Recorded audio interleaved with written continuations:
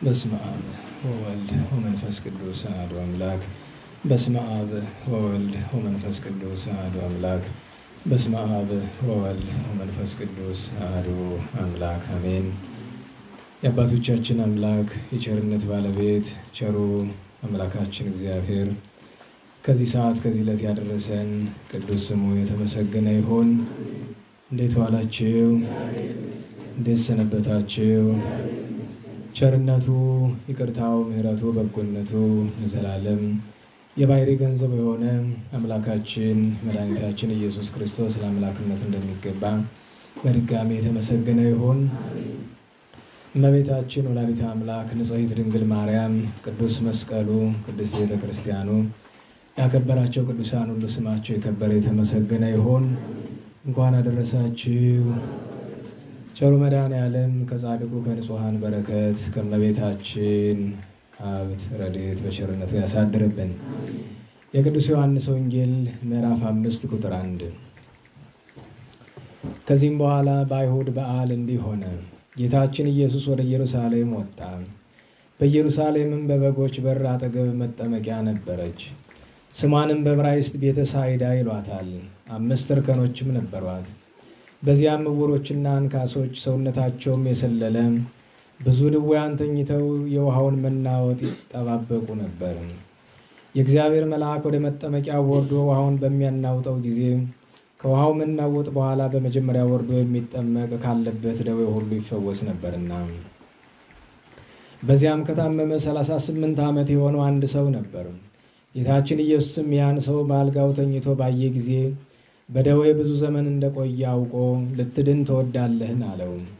ድውዩም መልሶ አዎን ጌታዬ ሆይ፣ ነገር ግን ውሃው በተናወጠ ጊዜ ወደ መጠመቂያው የሚያወርደኝ ሰው የለኝም። እኔ በምመጣበት ጊዜ ሌላው ቀድሞኝ ይወርዳል አለው።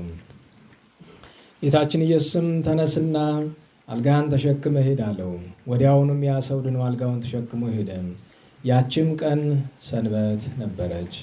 ስለ ቅዱስ ቃሉ ቸሩ እግዚአብሔር በድጋሚ ስሙ የተመሰገነ ይሁን። እግዚአብሔር አምላካችን ቢፈቅድ የዐቢይ ጾም እንደዚህ ጉባኤ 4ኛ እንደ አጠቃላይስ 7ኛ ክፍል የሆነ ትምህርታችን እንቀጥላለን። እንደምታውቁት ዐቢይ ጾም ቅዱስ ያሬድ አባታችን መንፈስ ቅዱስ አድሮበት በሰራው ባስተማረው ሥርዓት መሰረት እያንዳንዱ ዕለታት ለጌታችን የማዳን ሥራ ምክንያት መታሰቢያ ሆነው ከዘወረደ እስከ ትንሣኤ ከዚያም እስከ በዓለ ጰራቅሊጦስ ድረስ እናከብራለን። ዛሬ ስለ መጻጉዕ በአጠቃላዩ ስለ ፈውስ ምንነት ቤተ ክርስቲያን ልታስተምረን ስትሻ ከነገ ወዲህ ጀምሮ ያለውን ሰሙነ መጻጉዕ ትለዋለችና መጻጉዕ ምን ማለት ነው? መታሰቢያው ለምን ተደረገ? እሱን እንመለከታለን። ከሱ የሚቀድሙ አንድ ሁለት ነገሮችን ልንገራችሁ።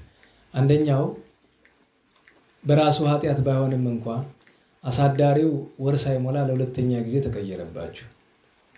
ባለፈው የካቲት 12 ቀን አሳዳሪው ሳይታወቃችሁ ተቀየረ። አሁንም በቀደም ረቡዕ ነበር የዛን ጊዜም የተቀየረ። አሁንም በቀደም ረቡዕ በድጋሚ ተቀየረ። በአጋጣሚ ወደ ነበረበት ተመለሰ። በራሱ አሳዳሪው መቀየሩ ኃጢአት የለውም። አሳዳሪው ቢቀየር አሳዳሪ ማለት ይገባቸዋል። ምህላውን የሚያነሳው ማለት ነው፣ የሚጀምረው አካል ማለት ነው አሳዳሪ ማለት ነው። በራሱ ኃጢአት አይደለም። ነገር ግን ዝንጋኤና ቸልተኝነት ግን ኃጢአት ነው። እነሱ ያመጡት እንዳይሆን። ምክንያቱም ሊለወጥ የሚችለው ሲዘነጋ ነው። ዝንጋኤ ደግሞ ምን እንደሆነ ነቢየ ጽድቅ ወልበ አምላክ ቅዱስ ዳዊት በመጀመሪያው የመዝሙር ክፍል ነግሮናል አይደል?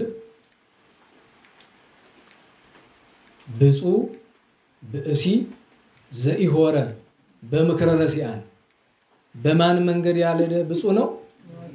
በዝንጎች ነው የሚል ዋዘኞች የሚለውን ተርጓሚ ዝም ብሎ ነው ያመጣው። ረሲ ምንድነው? ዝንጉ ነው አይደለም? አዎ።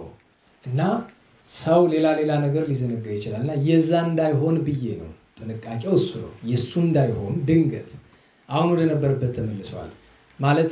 ለምሳሌ አንዳንድ አስተባባሪዎቹ በማይኖሩበት ጊዜ ግር እንዳይላችሁ ሁሉ ጊዜ 1 3 5 የመሳሰለው በዚህ ነው የሚነሳ። 2 4 6 በዚህ ነው። ገብቷችኋል? በእናንተ በእኛ ጎዶሎና ሙሉ ቁጥር ይባላል አይደለም? ጎዶሎ ቁጥሩ በእኛ በኩል ነው፣ በዚህ ነው። በወንዶች ማለት ነው። ጎዶሎ 1 3 5 7 9 እያላችሁ እስከ 29 ድረስ ጎዶሎ ቁጥሮች በእንግሊዘኛችሁ በዚህ በሂሳብ ኦድ ነው የሚባል፣ ኦድ ነምበርስ ነው የሚሏቸው። እንደዛ ሙሉ ቁጥሮች 2 4 6 ደግሞ በሴቶች ነው። ይሄ እስከ መቼ ነው የሚቀጥል? እስከ ጳጉሜን 4 ብቻ ነው የሚቀጥለው። በሚቀጥለው ዓመት ይገለበታል። ምክንያቱም ዕለተ ምርያ አለች አይደለም? ከዓመት ዓመት የምንሸጋገርባት እሷ ለብቻዋ ራሷን ችላ የምትቆም ዕለት ስለሆነች ይቀየራል። አምና እንደዚያ ነው የነበረ፣ ዘንድሮ ተገልብጧል። እና እሱን ነገር አስቡበት። በራሱ ዓመቱን ሙሉ በዚህ አሳዳሪ ወይ በዚህ አሳዳሪ ቢሆን ነውር የለውም። እሱ ግን ምክንያቱ ምንድነው የምትለው አንድ ነው። ሁለተኛ ነገር አንዳንድ ጊዜ ንባብ ሲነበብ የተነሽ የተጣይ ጉዳይ የሆነ እንደሆነ የተለያየ አስተማሪ የተለያየ ነገር ሊል ይችላል። እና ትናንት ዚዮኩነኔከን ሁለተኛዋን ወ አንዱ ልጅ ሲዘለው ሁላችሁም መዝለል ጀመራችሁ። እና አንዲት ፊደል ቀላል የሚመስለው ሰው ካለ እኔ እርግጠኛ ነኝ በራሳችሁ ፈጥራችሁት አይመስለኝም ሲሉ ሰምታችሁ ይሆናል። ግን ሲሉ ብትሰሙም እንኳን መጀመሪያ መጽሐፉን ተመልከቱት። አንደኛ ዳዊቱን ተመልከቱት። ወጽድቀ ከኒ ነው የሚል። ምክንያቱም ወ አንዳንዴ አለቦ ማለት ስራ ፈት ትመስላለች። እግዚኦ ኩነኔከ ሀቦ ለንጉሥ አለ። ሁለተኛው ላይ ወ ከሌለ ሁለተኛው አረፍተ ነገር ትርጉም የለው።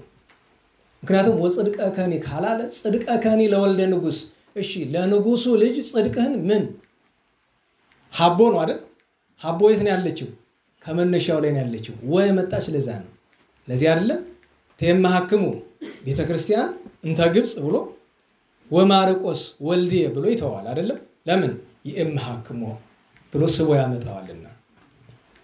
እና አንዳንዴ ይሄንንም ነገራችሁ ለምንድነው በተለይ ክህነት ላላችሁ ለዲያቆናት ሆሄን እንደቀላል አትዩት። የሆሄን ክብደት ማየት ከፈለጋችሁ በቅዱስ ዮሐንስ ወንጌል ምዕራፍ 14 ላይ መናፍቃኑ የሰሩትን ተንኮር ላሳያችሁ። ጌታችን እንዲህ አለ፣ ዋልቦ ዘይመጽእ ሀበ አብ ዘንበለ እንተ ሀቤ አለ። ግዙ ለማበላሸት አይመችም። ዘንበለ እንተ ሀቤ ማለትም በኔ በኩል እኔን ሳያምን የኔን አምላክነት ሳያምን ወደ አብ ማንም መምጣት አይችልም አለ። ወደ አማርኛ ሲመጣ እንተ ሀቤ የሚለው በቀጥታ በኔ በቀር ነው የሚል አይደለም? በኔ መናፍቃኑ በን ከትከሻዋ ላይ የሆነች ጭረት ቀጠሉላትና ምን ሆነች? በን ከማድረግ ብቻ ጌታችንን ከፈጣሪነት ወደ ምንነት ታወርደዋለች፣ ወደ ፍጡርነት ለተሳተ ከኔ በቀር ወደ አብ የሚቀርብ የሚሄድ መምጣት የሚቻለው የለም ማለት ጌታችንን ከፈራጅነት ወደ አማላጅነት ለማውረድ ነው።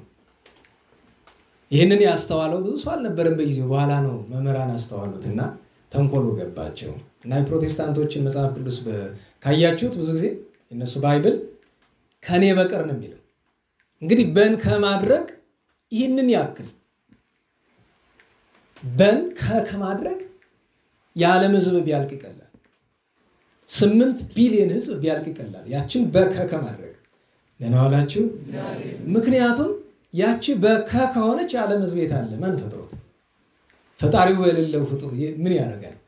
እግዚአብሔር የሌለው ፍጡር ምን ያደርጋል? እና ሆሄያት ቀላል ነገር እንዳይመስሏችሁ። በተለይ ደግሞ በአደባባይ ሲሆን በግላችን ስለምንቸኩል ብዙ ነገር ያበላሽንን የምንሄድና እሱን ትናንት ያው ለመናገር ስላልቻልኩኝ በግል ልነግራችሁ አሰብኩና አይ የለም ይሄ ለሌላውም ሰው ትምህርት መሆን ስላለበት በአደባባይ ልናገር። ስለዚህ እግዚኦ ኩነኔከ ሀቦ ለንጉሥ ብሎ ቀጥሎ ምንድነው የሚለው? ወጽድቀ ከኒ ለወልደ ንጉሥ ነው። እችን ማስታወሻ ለመስጠት ነው። በተረፈው ወደ ትምህርታችን እንምጣና መጻጉዕን ከማንሳታችን በፊት ስም አጠራሩ የከበረ ሽምግልና ያማረ አባታችን ገብረ መንፈስ ቅዱስን እናውሳው። እንግዲህ አባታችንን ገብረ መንፈስ ቅዱስ እንለዋለን፣ ገብረ ሕይወት እንለዋለን። ሁለተኛ ስሙ አይደለም፣ ያው ነው። ገብረ መንፈስ ቅዱስን ለዜማ ማሳጠር ነው። ምክንያቱም ሕይወት ማለት መንፈስ ቅዱስ አይደለ? ስለዚህ መንፈስ ቅዱስን ሕይወት በሚለው በሌላ ስም መተካት ነው እንጂ ገብረ ሕይወትና ገብረ መንፈስ ቅዱስ ሁለት አይነት ስሞች አይደሉም፣ አንድ አይነት ስሞች ናቸው። አሁን ሰባተ ፍቁር ላይ ታችሁ ከሆነ መጀመሪያ ሰአለነ ገብረ ሕይወት ነው የሚል። ምክንያቱም ለሰአለነ ገብረ መንፈስ ቅዱስ ቢል ዜማውን በጣም ይታገለዋል። ሁለተኛው ላይ ግን በእንተ ክቡር አቡነ ላይ ግን ገብረ ሕይወት አይልም፣ ገብረ መንፈስ ቅዱስ። ለምን? ዜማው ለዚያ ሰፊ ነው፣ ይመቻል። በእንተ ክቡር አቡነ ገብረ መንፈስ ቅዱስ ጻድቅ ሰረገላሁ ዘመብረቅ ብሎ ለማምጣት ዜማው ይመቻል። ከመታንሳንና ሞዲቅ ጌታችንን መማፀን ነው። አባታችን ገብረ መንፈስ ቅዱስ እንግዲህ ዑደት ላይ የነበራችሁ ታቦት ላይ የነበራችሁ ወገኖቻችን እንግዲህ ትምህርት ተሰጥቶ ይሆናል። እኛ ያዚህ ቅዳሴ ስለነበረን እስከ ዑደት አልቆየንም። ታሪኩ የአባታችን ገብረ መንፈስ ቅዱስ በጣም በስንክሳር ላይ በደንብ ተብራርቶ ከተጻፉ የቅዱሳን ታሪኮች አንዱ የአባታችን ገብረ መንፈስ ቅዱስ ነው። አባታችን ገብረ መንፈስ ቅዱስ የተወለደው በ850ዎቹ አካባቢ ነው። ያ ማለት በ9ኛው መቶ ክፍለ ዘመን አጋማሽ አካባቢ ነው። የአባታችን ያረፈው በ1410ዎቹ አካባቢ ነው። ያ ማለት በ15ኛው መቶ ክፍለ ዘመን የመጀመሪያው አጋማሽ ነው። እንግዲህ ስታሰሉት ከ850 ለ950 ስንት ይሆናል? እንዴት ዋላችሁ? አረ እንዴት ዋላችሁ? ከ850 ለ950 ስንት ዓመት ሆነ? በደንብ ተናገሩ። ለ1050 ለ1150 ለ1250 ለ1350 500 ከዛ 50 ጨምረን 1400 ብናደርገው ስንት ሆነ? 550 562 አይደል? 12 ነው የሚቀረን። ይሄንን የምንገምትበት ምክንያት ምንድነው? ገድሉ ላይ አይነግረንም። መቼ እንደተወለደ መቼ እንዳረፈ አይነግረንም። ማለት የመጀመሪያው ገድሉ ክፍል ላይ ተአምሩ ላይ ስትመለከቱ የገብረ መንፈስ ቅዱስ ተአምሩ ላይ ግን አባታችን ገብረ መንፈስ ቅዱስ ያረፈ በአጼ እንድሪያስ ወይም ካለ ቴዎዶሲዮስ በሚል በስመ መንግስቱ የሚታወቀው ነው። አጼ እንድሪያስ ማለት የአጼ ዳዊት ልጅ ናቸው። ማለትም ከአጼ ዘርዓ ያዕቆብ በፊት የነገሱት ማለት ናቸው። በዚያ ነው በ1410ዎቹ አካባቢ አባታችን አረፈ። እንግዲህ ቅዱሱ ምንም እንኳን በግብጽ ብዙ ይታወቃል ለማለት ባያስደፍረንም ተወልዶ ያደገ ግን አባታችን ገብረ መንፈስ ቅዱስ በግብጽ በንሂሳ ነው ወይም በኋላ በህንሳ በተባለችው ማለት ነው። ይህች ስፍራ ብዙ ቅዱሳንን አውጥታለች። አባታችን ገብረ መንፈስ ቅዱስ ዓለም ከተፈጠረ ዘመን ከተቆጠረ በበረሃምና እኔ ከሆነ ተወዳዳሪ የለውም። እርሱን የሚበልጥ ገዳማዊ ሰው ተፈልጎ በዓለም አይገኝም። ለ562 ዘመን እንግዲህ አርኬውን አይታችሁት ከሆነ ሰላም ለከ ገብረ መንፈስ ቅዱስ ረቡኒ ምንድነው? መምህር ነው አይደለም? አዎ መምህራችን ገብረ መንፈስ ቅዱስ ሆይ ሰላም ላንተ ይሁን። ዘአናብስተ ታሰግድ አንበሶች ይሰግዱልሃል ታሰግዳቸዋለህ። ወአናምርተ ታገኒ ነምሮች ይገዙልሃል ይታዘዙልሃል። እንዘ ኢትሐስስ መፍቅደ ስጋ አለ ወኢታመከኒ ለስጋ አንዳች ምክንያት ሰጣት አታውቅም። ለስጋው ፈቃድ የሰው ልጅ የሚያስፈልጉት መሰረታዊ ነገሮች በአብዛኛው ሶስት ናቸው ይባላል። ለናወላችን ሶስት ናቸው ይባላል አይደል? አንደኛ ምግብ፣ ሁለተኛ፣ ሶስተኛ አባታችን ቅዱሳን ሲበቁ በዋሻ ያድራሉ፣ በግበባት ያድራሉ። ቅዱሳን ሲበቁ ሳር ይመገባሉ፣ ቅጠል ይመገባሉ። ቅዱሳን ሲበቁ ሳር ቅጠል ይለብሳሉ። አባታችን ገብረ መንፈስ ቅዱስ ለ562 ዘመን በአትም ዋሻም ቤትም አልነበረውም። አባታችን ገብረ መንፈስ ቅዱስ ለነዚያ ሁሉ ዘመናት ምንም አይነት ምግብ ለዚያ ነው ተሴሴዮ ሳኢር ሳር መብላት ወተአርዞ ቆጽል ምንተኒ ይሄ ቅጠል መልበስ ሳር መብላት ላንተ ምን ቁም ነገር ነው? አናይሰይኮ ለዓለም ማሳኔ ይህንን ጠፊ ዓለም አቃለልከው ናቅኸው ተውከው ብሎ ደራሲ እንዳመሰግነው አባታችን ገብረ መንፈስ ቅዱስ ከተወለደ የእናቱን ጡት እንኳን እንዲጠባ እግዚአብሔር አልፈቀደም። እንደተወለደ ከእናቱ ክንድ ወርዶ ከጨለማ ወደ ብርሃን ላወጣኝ ለአብ ለወልድ ለመንፈስ ቅዱስ ምስጋና ብሎ በሰገደ ጊዜ ተደነቁ። ለምን? አባታችን ገብረ መንፈስ ቅዱስ የተገኘ በ30 ዓመት እንባ ነው። ዛሬ ገድለ ገብረ መንፈስ ቅዱስ በየቤተክርስቲያኑ መነበብ አለበት። በነገራችሁ ላይ በሌላው ቀን ባይነበብ እንኳን ዛሬ ግድ ነው። የእመቤታችን በ33 በዓልና በሰንበት የቅዱስ ጊዮርጊስ በክብረ በዓሉ የአቡነ ገብረ መንፈስ ቅዱስ በክብረ በዓላቸው የትኛውም ቤተክርስቲያን ገድላቸው መነበብ አለበት። ለምን? እመቤታችን ቅዱስ ጊዮርጊስና ገብረ መንፈስ ቅዱስ ሀገርን በአስራትነት ኢትዮጵያን ስለተቀበሉ ቅዱስ ጊዮርጊስ በግብዝና ገብረ መንፈስ ቅዱስ እንደመቤታችን በአስራትነት ኢትዮጵያን አስራት አድርጎ ለመቀበል ገብረ መንፈስ ቅዱስ አንድ ቀን አይደለም የተራበ፣ አንድ ቀን አይደለም መከራ የተቀበለ፣ 10 ቀን አይደለም፣ አንድ ዓመት አይደለም፣ 10 ዓመት አይደለም፣ ለ100 ዓመት ባይሩስ ሰጥሞ እህል ውሃ ሳይቀምስ ቆዳው ተልጦ ስጋው ረግፎ በአጥንቱ ቆሞ አጥንቱ ወንፊት እስከሚሆን ድረስ አልቅሶ ነው በአስራትነት የተቀበላት ኢትዮጵያን አባታችን ገብረ መንፈስ ቅዱስ። እና ገብረ መንፈስ ቅዱስን የማያስብ ለዚህ አይደል አባቶቻችን አቦ ነው ይባላል። አቦዬ አባቴ ማለት ነው። አቦ ባለው አንዳንዶቹ ኦሮምኛ ነው ይላሉ። ኦቦ ብለው ያከብሩ ይል ለዚህ ያክብር አጠራር አቦ። እኛ ግን አቦዬ እንላለን። አቦዬ ገብረ መንፈስ ቅዱስ አባቴ ማለት ነው።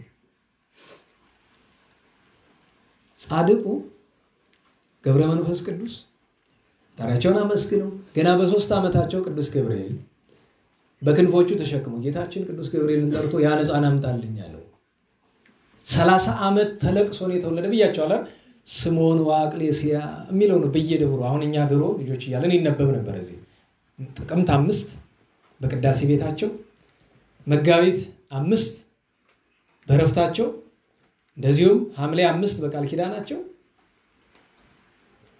ገድለ ገብረ መንፈስ ቅዱስ ታምረ ገብረ መንፈስ ቅዱስ ይነበባል። ታዲያ መርገፉ ምንድነው? ስምዖን ወአቅሌስያ ዘነበሩ በንሂሳ በንሂሳ የኖሩ ስምዖንና አቅሌስያ በኃጢአ ውሉድ በከዩ መጠና ዓመታት 30 ልጅ ቢያጡ 30 ዓመት አለቀሱ። ስሉስ ቅዱስ ሶበነፉ በውስተ ከርሳ ከስላሴ ስዕል ጠዋት ማታ እየሄደች የሚያገለግል ሰማያዊ ጎዳና ያለው ልጅ ስጠኝ እያለች 30 ዓመት ለምን አዘገየባት ይሉ ቅዱስ እየለመነች እንደኛ ያለውን ተፈንቶማ በየዓመቱ ይገኛል። 30 ዓመት አለቀስ። በ30ኛ ዓመቱ ስላሴ ወደ ማህፀኗ እፍ አሉበት። ተወልደ እምኔሆሙ ቀናና ብስጥ ስሳ አንበሳ የሚገዛ ቅድስት ወረደ በኃይለ አምላኩ ዘይሰሩ ያበሳ በፈጣሪው ስልጣን አበሳን የሚደመስሰው ጻድቅ ሰው ወለዱ። ከዛ ደግሞ በሌላ አንቀጽ ሲያመሰግነው ምን ይለዋል? ሁለተኛው መርገፍ ደግሞ ገድሉ ወይ ታምሩ ከተነበበ በኋላ ምንድነው የሚለው? አብ በዘባኑ በርስቲ ኧረ በሞቴ ምን ማለት ነው አማርኛው? እግዚአብሔር አብ በማን ጀርባ ታዘለ? በአባታችን ገብረ መንፈስ። ወልድ በዘባኑ አለ። ምን ማለት ነው? ወልድ እግዚአብሔርን በማን ጀርባ ታዘለ? በገብረ መንፈስ ቅዱስ። ወመንፈስ ቅዱስ በዘባኑ አለ። መንፈስ ቅዱስን በማን ጀርባ ታዘለ? አዎ ይሄ የሆነበት ምክንያት ምንድነው? አባታችን ገብረ መንፈስ ቅዱስ ከአንዱ ገዳም ቆይቶ ወደ አንዱ ገዳም ከምድረ ከብድ ቆይቶ ልፍ ሲል 3 ሽማግሌዎች ቅጥቁጣን ይላል አካላቸው ይደከመ በሽምግልና ግልቦባነ ሲበት ይላል አይደል? ሁለንተናቸው ሽበት ያለበሳቸው አየ። አይ ልሰወራቸው ሳያዩኝ ብለዋል። ሰው መስለውታል። ሊሰወር ሲል ተማይጸነ በመንበሩ ለእግዚአብሔር በእግዚአብሔር ዙፋን ማለትም ለጊዜው በኪሩቤል ለፍጻሜው ግን በእመቤታችን ተማጽነናል። ከልጅነቱ ጀምሮ ያሳደገችው እመቤታችን ስሟን እየጠራ ውዳሴ ማርያም ሳይደግም ገብረ መንፈስ ቅዱስ ሁሉ ያውቅም። ውዳሴ ማርያምና ዳዊት ነው። ዳዊትን በቀን ከፍ ሲል እስከ 77 ዝቅ ሲል እስከ 40 ጊዜ ይመላልሰው ነበር። ያን ብለው ሲሉት አይ ብሎ ሄደና ሰላምታ ሰጥቷቸው ምንድነው ጹረና አሉት። ተሸከመን ዘለን ደክሞናል አንድ ምዕራፍ ተሸክመናል። አንድ ምዕራፍ በዘመናዊ ስሌት ከሆነ ምናልባት የ1 ኪሎ ሜትር 1/4ኛው ነው 200 እንደዚያ 280 ሜትር አካባቢ ይሉታል እንግዲህ ይላሉ ነው። አንድ ምዕራፍ ምን እንደሆነ እስካሁን ለመረዳት አልቻልኩም። ግን ያጠናን የሚሉ ሰዎች እስራኤል አካባቢ ሄደው ይሄ ያለ አይደለም መጽሐፍ ቅዱስ እናጠናለን የሚሉ ሰዎች በመንፈስ ቅዱስ እርዳታ ስላልሆነ ነው ለማመን የቸገረኝ እንጂ በጣም ለክቶታል። ያለካኩ ሂደት ምንድነው? በመጽሐፍ ቅዱስ ውስጥ ከዚህ ተብሎ ይተከሳል አይደል? ለምሳሌ ከኤማሁስ ወደ ኢየሩሳሌም 62 ምዕራፍ ብሎ ነገሩናል አይደል? ስለዚህ ከኤማሁስ ጫፍ እስከ ኢየሩሳሌም ለክቶ ስንት ኪሎ ሜትር ነው? ያንን ለምዕራፍ ማካፈል ወይ ማባዛት ነው አይደል? እናውላችሁ ከቢታንያ ኢየሩሳሌም 15 ምዕራፍ ይላል አይደል? አለኮ ያቺን ይዘው ነው ያሰሏት እና ስሌታቸው የሚያስኬድ ይመስላል። አንድ ምዕራፍ ተሸክመን አለ። እንግዲህ ገብረ መንፈስ ቅዱስን እንዲህ ሲሉት እድሜው ወደ 400 ወደ 500 አካባቢ ሄዷል። እሺ ብሎ አንዱን ተሸክሞ ይወስደውና አይ ይበቃል ለዚህ ላይ ያሳርፈኛል። ለምን ሲለው አይ ምግብ አትበላ ሰውነት ደክሟል ብሎ ይለዋል። አንተ ሽማግሌ የታውቀኝና ምግብ አትበላም ትለኛለህ አለው። በል ዝም በልና ሂዳና 2 ወንድሞችን አምጣቸው ብሎ ይለዋል። 2 ወንድሞችን በማለቱ አንድ ቅኔ ስላሴ ይሁን እንግዲህ አልባሉበት ቅኔ አስቸጋሪ ነው። ሐሜተ ክሌቱ አሃው ዘይፈራ ወልድ በላ በተከውቶ ስጋ ሆጦ መንዘ ያጾሆቶ ባይቲቶ ዘበላ ስሜ መውት ባይቲቶ ያለው ነው። እንግዲህ ክሌቱ አሃው ካለ ዘንድ ለዚያ ነው አምጣ አለው። ሁለተኛውንም ተሸክማ መጣ፣ ሶስተኛውንም ተሸክማ መጣ። ከዚያ ጠየቃቸው እናንተ መዓዛችሁ ነፍስ ከስጋ የሚለይ የሚጣፍጥ እነማን ናችሁ አላቸው። ያን ጊዜ ነው ቃል ኪዳን ገብቶለት ነበር። በአንድነቴ በሶስትነቴ ልታየኝ በሻቀን ታኛለህ ብሎት ነበር። ስላሴ አብርሃም እንዳያቸው አንድም ሶስትም ሆኖ ታዩት። እዚያ ብቻ አይደለም ወደ ዘባነ ኪሩብ አውጥተው። በነገራችሁ ላይ ገብረ መንፈስ ቅዱስ ኢየሩሳሌም መሄድ በፈለገ ጊዜ በሰረገላ ይሄዳል ይላል አይደል? ኢየሩሳሌም ሲሏችሁ ምድራዊት ኢየሩሳሌም ብቻ እንደመስላችሁ። በነገራችሁ ላይ አቡነ ዘበሰማያትን ክብር ብዙዎቻችን አናውቃትም። ደህና ዋላችሁ። አቡነ ዘበሰማያት በሉ እስቲ። ይትቀደስ ስምከ ትምጻእ መንግሥትከ። አሁን እንግዲህ ልብ በሉ። አባታችን ገብረ መንፈስ ቅዱስ ሰማያት እንዲከፈቱ ከፈለገ መክፈቻውን ያውቀዋል። ምንድን ነው የሚል? እጆቹን ይዘረጋና አቡነ ዘበሰማያት ያለ ጊዜ 7 ሰማያት ይከፈታሉ። ጌታችን በዙፋኑ ተቀምጦ ይታየዋል። አቡነ ዘበሰማያት ሰማያትን ይከፍታል። ግን በቸልተኝነት ሲባል አይደለም። በጣም የጎዳን ነገር ምንድነው? አሁን ሰሞኑን አዲስ ቴሌግራም እንደ ግሩፕ እንደ ቻናል ነገር እንደዛ ቴሌግራም ያላችሁ ሰዎች ከፈትኩ አይደል? እንደዛ ያስጨነቀኝ ነገር ምንድነው ቢባል ብዙ ሰው በእውነት ለቅዱሳን ክብር አለው ማለት ካንጀት ነው የምንሰማው። ይሰማናል። ጧት ሲነጋ ቅዱሳን እናስባቸዋለን፣ ማታ ሲመሽ እናስባቸዋለን። ከነሱ በቀር መዳን የለንም። ከእግዚአብሔር የሚያስታርቀን ከነሱ በቀር የለም። በዚህ ዘመን መጥፋታችን አይቀርም ቅዱሳንን ቸል ካልናቸው። ምክንያቱም እስካሁን ድረስ ራሱ ባለቤቱ ተናግሯል። ለማን ነው እንዴት ነው የተናገረው የሚለውን ተውትና ባለቤቱ ራሱ አሁን ቅርብ ጊዜ ተናግሯል። የማትጠፉበት ብቸኛ ምክንያት የእግዚአብሔር የቸርነቱ ምክንያት የሆኑ ቅዱሳን ስላሉ ነው። እነሱን የሚጠሩ ሰዎች ስላሉ ብዙ ሰው አለ የማትገምቱት። ከአረብ እስከ አውሮፓ ከሩቅ ምስራቅ እስከዚያ ድረስ ብዙ ሰው አለ ቅዱሳንን የሚወድ ስማቸውን በነጋ በጠባ የሚጠራ። እነሱ ናቸው ዓለም እንዳይጠፋ የእግዚአብሔር የቸርነቱ ምክንያት ሆኖ ያለው እና ቸላታ የቅዱሳንን ክብር ቸል አትበሉ። ልማድ አታድርጉት፣ በደስታ አድርጉት። የሆነ ነገር ሲደጋገም አው ልማድ ይሆናል። ለምሳሌ መሐረና አቡን እንደ ልማድ ሆኖብናል አይደለም? ምስጢሩን እያስተዋልን ለማለት እንቸገራለን። የእናንተን አይደለም መነግራችሁን አይምሯችሁና ለመነግር የራሴን ነው መነግራችሁ። አዝናለሁኝ።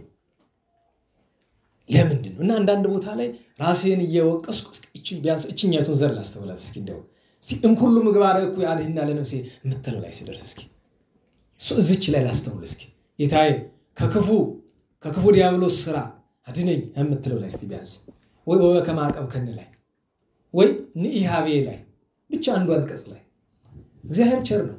አንዷን አንቀጽ ላይ ልባችን ምን ልስትል ያችን ይቀበለናል እኮ ለቸርነቱ ወሰን የለውም። እንግዲህ አንዱን ይዤ አንዱን ወደ ዋናው ጉዳይ ለመለስና አባታችን ገብረ መንፈስ ቅዱስ ሲጸልይ እንዳይከፈትለት ነበርና በሰማይም አየ። ኋላ ግን ደራሲ አብ ወልድ መንፈስ ቅዱስ በዘባኑ ካለን በኋላ ቀጥሎ ያመጣት ግን እንዳመጣጡ ተገለበጠችብን። ምንድነው የምትለው? ዘሐዘልዎ በኪዳኑ ይላል። ይሄን እንግዲህ የተማረች ሰው መርምሩት። እንግዲህ አብ በዘባኑ ወልድ በዘባኑ መንፈስ ቅዱስ በዘባኑ ካለ ዘሐዘሎሙ ባለ በቀለለ ነበር። ግን ምን አለ? ዘሐዘልዎ። ይሄ ምንን ያመጣልናል? በቅዳሴ ሰለስቱ ምዕት ትርጓሜ ላይ ኪሩቤልን ጸውርተ መንበሩ አላቸውሳ ተሸካሚው ማን ነው ቢሉ የሚሸከሙ ሥላሴ ናቸው። ኪሩቤልን የተሸከሙ ሥላሴ ናቸው። ነገር ግን በእነሱ ጀርባ ላይ ሆኖ ስለ ክብራቸው ይታያሉ እንጂ ሥላሴን መሸከም የምትችል ፍጥረት ከእመቤታችን በቀር እስካሁን ድረስ ማንም አልነበረም። እና ሥላሴን አዘለ ማለት በእርሱ ጀርባ ላይ አደሩለት ማለት ነው እንጂ አንድ ቅዱስ ሰው ሺህ ጊዜ ቢበቃ ሥላሴን ወስኖ በጀርባው መያዝ መወሰን የተቻላት እመቤታችን ብቻ ናት። ለዚያ ነው ዘሐዘሎሙ ማለትን ትቶ ዘሐዘልዎ በኪዳኑ ብሏል። ከዚያ ግን ምን አለ? ልክ ሥላሴን ካያቸው በኋላ የተደረገውን ነገር ሲነግረን አዋከየ በሉ እስቲ። ምን ማለት ነው? አበራ ነው አይደል? ስንት ጊዜ ነው የሚናገረው? አይታችሁት ከሆነ መርገፉ ላይ 3 ጊዜ አይደል? አዋከየ አዋከየ አዋከየ ስኑ በኢትዮጵያ ዘተቀብረ በድነው አለ። ለዚያ ነው ሥላሴን ያየ የሥላሴን ስም የሚጠራ። እኔ የሥላሴን ነገር ሳስብ ጊዜ ይገርመኛል። ጻድቃን ሰማዕታትን ማክበር ከፍተኛ ዋጋ አለው አይደል? ነገሩኝ እንጂ አቤት አቤት። ኧረ ተው ያቺ የተውኳትን ነገር እንዳትመልሱብኝ። እንዴት ተግሳጽ አያስፈልገንም አላለም? አያስፈልገንም አይደለም? እንደ ነገር ላሳያችሁ። ታያችኋል? ጽሑፍ ጠፋ። የሰው ስራ ነው። ምን ይላል? ምን ይላል? ምን ይላል? አሁንስ ምን ይላል? ራሴን ጠዋታ የምወቅስበት ቃል ነው ይሄ። እግዚአብሔር ይህንን ቃል እስከሚለኝ ድረስ በቸርነቱ እና ወደ ብስጭት አትጥሩ ብዬ ነው ስጠይቃችሁ መልሱ። ችግር ነው እኮ ግስላ የሚባል አውሬ ታውቃላችሁ? እና የድሮዎቹ እነዚህ ኦልዲስ ክለብ ግስላ እንትን ነው የምታውቀው አይደል? ግስላ የሚባል የድሮዎቹ ግስላ የሚባል አውሬ አለ። አታናድዱት። ካናደዳችሁት ወይ እሱ ወይ እናንተ መሞት አለባችሁ። አለያ አይበቃ። ወይ ካልገደላችሁት አይመለስም። የመጨረሻ የአካራዊት ሁሉ ብስጩ የሚባል እሱ ነው። እኔ በማውቀው ማለት ነው። ከባድ ነው። እና ብዙ ጊዜ አዳኞች ሲያገኙት ከተናዶ ካገኙት እንደምን የሚያደርጉ የሆነ ነገር ይሰጡታል። ወይ የሞተ አውሬ የሆነ ዕቃቸውን ይሰጡታል። ያን ይዞ በቃ ብጭቅጭቅ ብሎ እስከሚያልቅ ድረስ ያንን ይጨርስና ዘባለ። እና አንዳንድ ሰው ግስላ የሆነ ሰው አለ። ለጦርነት ጥሩ ነው ግስላ ተብሎ እንደ ምስጋና ነው። በዓለም ግን አያስደንቅም፣ ነውር ነው። በቀደም ርዕሳችን ረቡዕ ምንድን የነበራችሁ? እንዴት ዋላችሁ? አረ እንዴት ዋላችሁ? ርዕሳችን ምን ነበረ? ትዕግስት ነበር። ለዚያ ነው አይደል ትምህርቱን ሲጀምር ምን አልኳችሁ? ጭንቅ ይለኛል ሳስበው። ያተፈጠርኩ አላውቀው ምን እንደሆነ ራሱ ከቅዱሳን ስላየሁት ነው ያስተማርኳችሁ እንጂ አላውቀውም ከተፈጠርኩ ትዕግስት ምን እንደሆነ። እግዚአብሔር አንድ ቀን እንደሚያሳየኝ ወይ እንደሚሰጠኝ ተስፋ አድርጌ ነው። ከባድ ነገር ትዕግስት ይገርማል። ዋናው ትልቁ ነገር አባታችን ገብረ መንፈስ ቅዱስ ጻድቅ ገብረ መንፈስ ቅዱስ በግብፅ ለ300 ዓመት በገድል ኖረ። በ12ኛው ክፍለ ዘመን አጋማሽ ማለትም በ1150ዎቹ አካባቢ ጌታችን አዘዘው። ምን ብሎ? ሂድ ወደ ኢትዮጵያ ብሏል። ወደ ኢትዮጵያ በደመና ተቀምጦ እሱ ብቻ እኮ አይደለም 120 እንደ ስንክሳር 120 እንደ ገድሉ 60 ነብርና አንበሶችን በደመና ጭኗቸው ሄደ።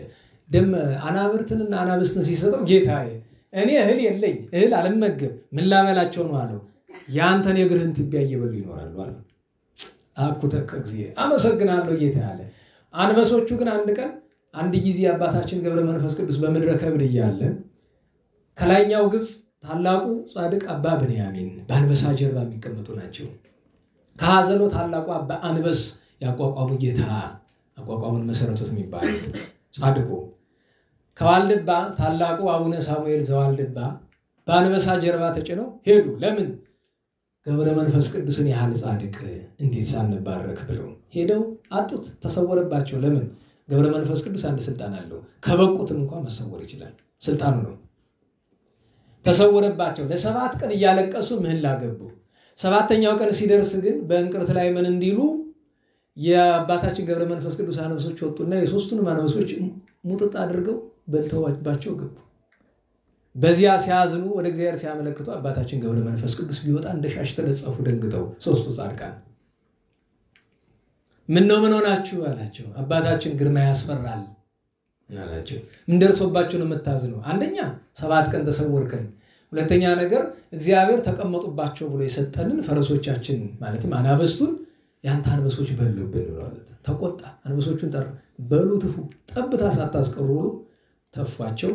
አልዓዛርን ከ4 ቀን በኋላ ያስነሳ ጌታ ያስነሳልኝ አሉ ገብረ መንፈስ ቅዱስ። ሶስቱ አንበሶች ተነስተው ወደ ጌቶቻቸው ሄደው ቀረቡ። ከዚያ ሲጫወቱ ቆይተው እነሱን አሰናብተዋቸዋል። አባታችን መጥቶ ደብረ ቅዱስ ደብረ ዝቋላ ላይ ቆሞ፣ ዝቋላን እንግዲህ በአካል ለማየት ብዙዎቻችን አልታደልንም። እኔ ያው በልባችን ይኖር ይሆናል፣ በአካል ግን አላየነው። በዚህ በቪዲዮ በሙሉ በፎቶማ ሞልቷል ኢንተርኔቱ በሙሉ። ስታዩት አይታችሁ ከሆነ ምንድነው የሚሉት? ዘመናዊ በጣም ብዙ ፎቶ ያለበት ምክንያት ታውቃላችሁ? ኢንተርኔት ላይ ገቡ፣ ደብረ ዝቋላ ብላችሁ ጉግል አድርጉ። በጣም ብዙ ፎቶ ነው ይመጣ። ያን ፎቶ የጫኑት አብዛኛውን መንፈሳዊ ሰዎች አይደሉም፣ ተመራማሪዎች ናቸው። ለምን ቮልካኒክ ኢረፕሽን ምናምን ብሎ እንደዘናጠናል ሰዎች አይታችሁት ከሆነ ትልቅ ተራራ፣ ተራራው መሃል ግን ምን አለ? ሐይቅ አይደል? እና ያ ፍንዳታ ሚሊዮን ዓመት ምናምን ያሉ ሚሊዮን የሚባለው ስንት እንደሆነ አላውቅም። ሚሊዮን ብር ነው የምናቀኛ፣ ሚሊዮን ዓመት አናውቅም። ሚሊዮን ዓመት ምናምን እያሉ ይቀልዳሉ። ብቻ እንደዚያ ቦታው ግሩም ነው። መጽሐፍ ግን ምን ይለዋል? ገድለ ገብረ መንፈስ ቅዱስ ደብረ ቅዱስ ይለዋል።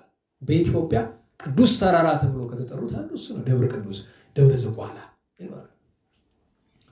እዚያ ሄዶ 4ቱን ማዕዘን ቢመለከት እንደዚህ ዘመን ሀገሪቱ የከፋችበት ጊዜ ነበረ መሰለኝ። 4ቱን ማዕዘን ቢመለከት የኢትዮጵያ ሰዎች በሙሉ ኃጢአታቸው ልክ እህል ተሰጥቶ ለአንዲት ሴት እንደሚታያት ታየው። አለቀሰ። ሄዶ ባህር ውስጥ ተወረወረ። ባህሩ እንዳሁን ዝቅ ያለ አይደለም፣ ከፍ ያለ ነው። እዚያ ውስጥ ተወርውሮ ገባ። ጌታዬ የኢትዮጵያን ሰዎች ካልማርካቸው አልወጣም ብለዋል።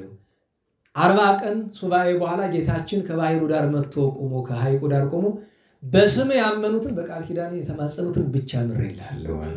አይ ጌታዬ ሁሉንም ማርልኝ ከማርክም ብሏል። ጌታ ዝም ብሎት ሄደ። ከ40 ቀን በኋላ ሌላ 40 ቀን፣ ከ40 ቀን በኋላ ሌላ 40 ቀን። እነዚህ 40 ቀኖች የተዋለዱ ዓመት፣ ዓመቱ እየተዋለደ 10፣ 10 እየተዋለደ 50፣ 50 እየተዋለደ ቅድም እንዳልኳችሁ 100 ዓመት ሞላ። በ100 ዓመት መጥቶ ጌታችን ሁሉን የኢትዮጵያ ሰው ምሬልሃለሁ ብሏል። ምሬልሃለሁ። ደስ ብሎት ወጣ። ግን ሲወጣ ስጋ የለ ቆዳ የለ ምን የለ አጥንት። ያንን ጌታችን ደስስ ቢልበት እንደነበረ ሆኗል። አባታችን ገብረ መንፈስ ቅዱስ ቅድም ምግብ አይበላም ብለናል አይደል? ልብስም የለው። ልብስ የለውም ስላችሁ ቅዱሳን ራቁታቸውን ቢኖሩ እንደናባ በርሶማ ምን ያገለድማሉ? እንደ ከረሜዳ ነገር አይደል? ሀፍረት ለመሸፈን። አባታችን ገብረ መንፈስ ቅዱስ ሰውነቱ ምንም የለውም። ምክንያቱም ጌታችን ምን አበቀለለት ሰውነቱ ላይ? ጠጉር። ያ ጠጉሩ ሙሉ አካል ይሸፍንለታል። ለመጀመሪያ ጊዜ ለሚያይ ሰው ያስፈራል። ስለ ክብሩ 4 መላእክት ታዘውለት የብርሃን ድባብ ታውቃላችሁ? ድባብ እኛ ድባብ ሲባል እንፈራለን። አሁን አንድ ሰው እየሄዳችሁ መንገድ ላይ ድባብ ይዞ ቢከተል አንተ የኛ ሀገር ሰው ምንድን ነው የሚል? ሲጣለ ስምን ቄስ ይጥራው ይላል። አንተ ደንቆሮ ልል ደግሞ መድኃኒዓለም ራይታል ነው። ለምን እንደሚለውን ሰው እኮ ደንቆሮ ልልት የሚገባ እያልኩ አይደለም፣ ግን የሚገባ እንዲህ ያለው ሰው በቀደም ዳምው እያልኩት ነው፣ ግን ለማለት አልፈለኩም። ካላልኩ ይቆጠርልኝ። ግን አስቡት፣ ስምህን ቄስ ይጥራው። ስምህን ቄስ ይጥራው ማለት ከመቼ ጀምሮ ነው? አሁን ያ ሰው ተራቆሙቶ ቄስ የሰው ስም የሚጠራ ሲሞት ነው ሃሌሉያ እያለ አሬና እግዚኦ ሳይለክ እያለ ብሎ አስቡ ነው አይደለም? አይ አለመታደል። የነፍስ አባት ስትይዙ መጀመሪያ ለካህኑ የምትነግሩት ምንድነው? ስማቸውን አይደለም? እና ይጠራዋል አይጠራው? እና አሁን ታዲያ እንዴት ያለ አላዋቂነት ነው ወገኖቼ? አንደኛ እሱ ነው። ሁለተኛ ነገር ድባብ ሲባል አሁን ወርቅ ጥላ ይዞ ቢከተል አከበረን እንላለን። ድባብ ቢሆንስ? እኛ እኮ ድባብ ለሞተ ሰው የምናወጣ ጌታ ያደረበት ቅዱስ ሥጋው ክቡር ደግሞ የተቀበለ ሰው ቅዱስ ነው ብለን እኮ ነው ድባብ እናወጣ። ለቅድስና ምስክር እኮ ነው። ድባብ እኮ ለሁሉ አይወጣም። ላልቆረበ እኮ ድባብ የለም፣ ምንም ነገር የለም።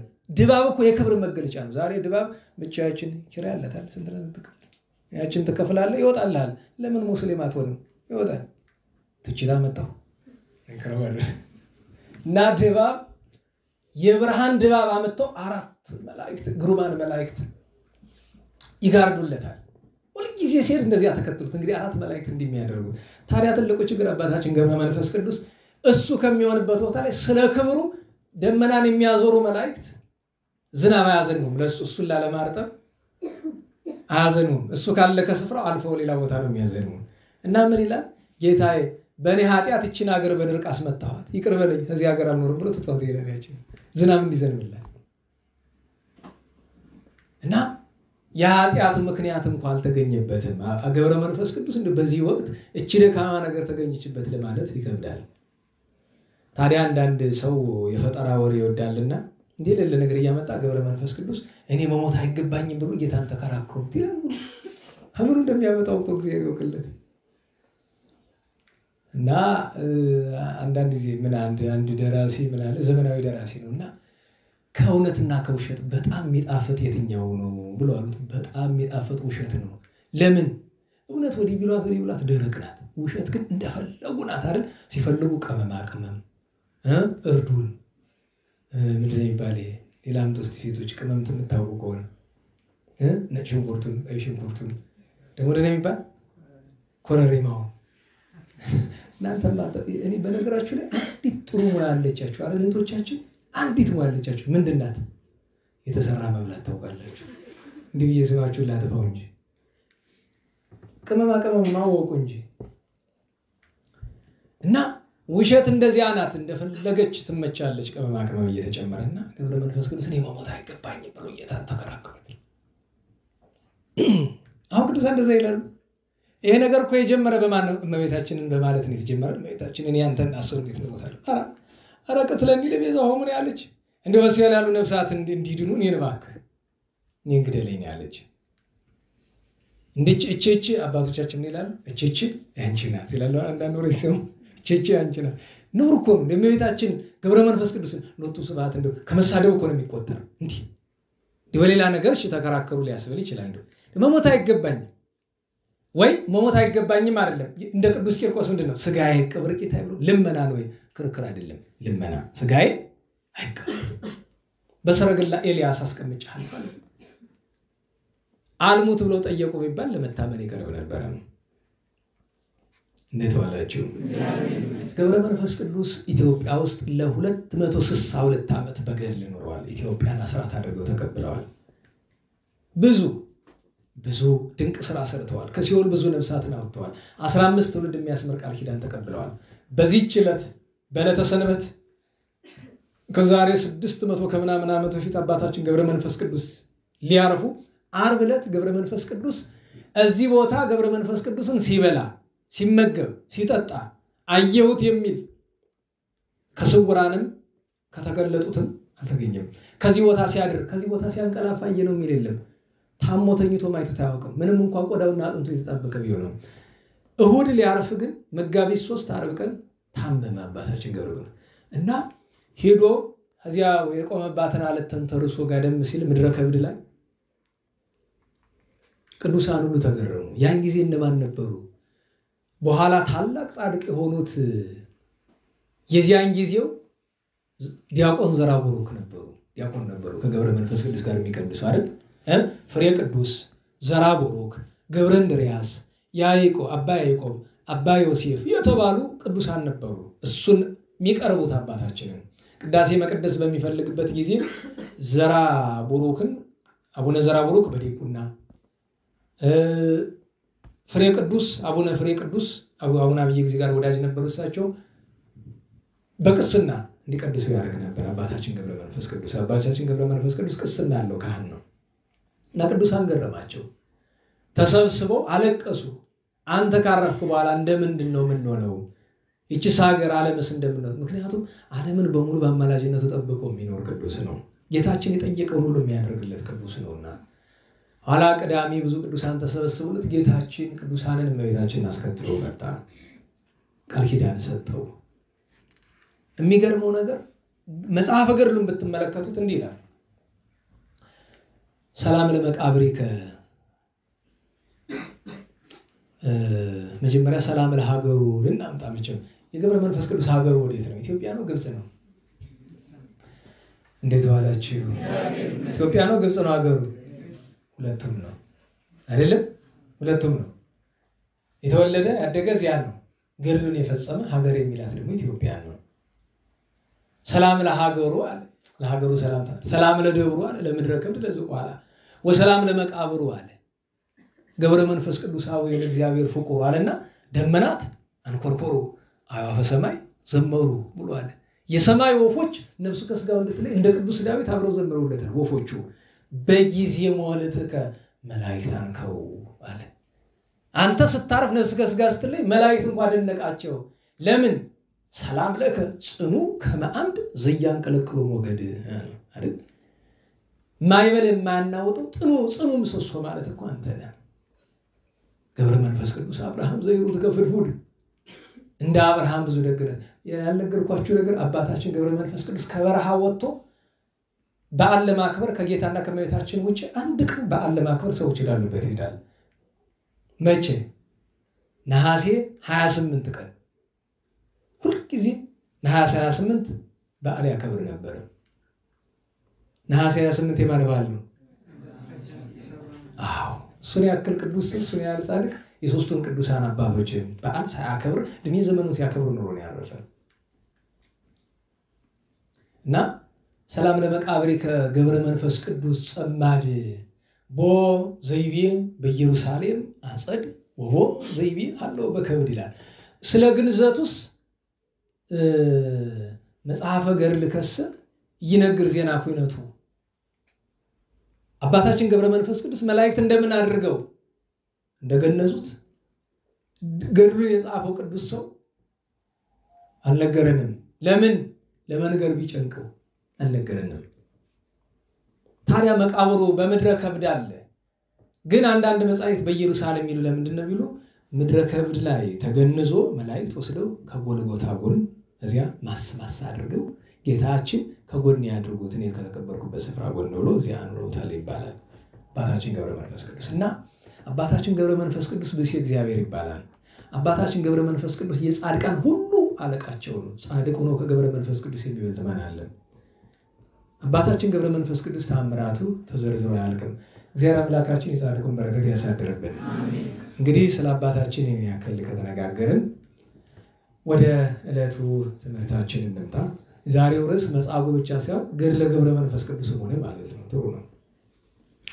ስለ መጻጉዕ ካነሳን ዘንድ መጻጉዕ ማለት ታማሚ፣ ድውይ፣ በሽተኛ፣ ደካማ እንደማለት ነው።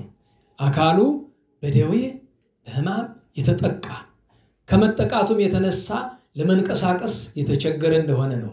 ህሙም ከሚለው ልፍ ብሎ አልጋ ያዘ እንደሆነ ደዌው አላንቀሳቀሰው ብሎ የሆነ እንደሆነ ከአቅም በላይ ሲሆን ምን ይባላል? መጻጉዕ ይባላል። አሁን መጻጉዕ ተብሎ ቅድም ያነበብነው በቅዱስ ዮሐንስ ወንጌል ውስጥ ያለው ሰው ክፉ ሰው ነው። ምን ነው ቅዱስ ያሬድ ካልጠፋ ሰው ስንት የታመሙ ኋላ ድነው መልካም ሥራ የሰሩ እያሉ ለምን መጻጉዕን መጠሪያ ያደረገ? ምክንያቱም አይታችሁ ከሆነ ዕለታቱ ለክብር የተሰጡ ናቸው። ዘወረደ ለጌታ መውረድ፣ ቅድስት ለጌታ ጦም፣ ምኩራብ ጌታ ለማስተማሩ፣ ከዚያ ያለፈውን ደብረ ዘይት ዳግመኛ እመጣለሁ ለማለቱ፣ ገብርኄር ስለ ቅዱሳን፣ ኒቆዲሞስ ሀብት ዝና የመሳሰለው ሳያሸንፋቸው እግዚአብሔርን ለሚከተሉ መታሰቢያ፣ ሆሳዕና ለጌታ ክብር፣ ትንሣኤ ነው።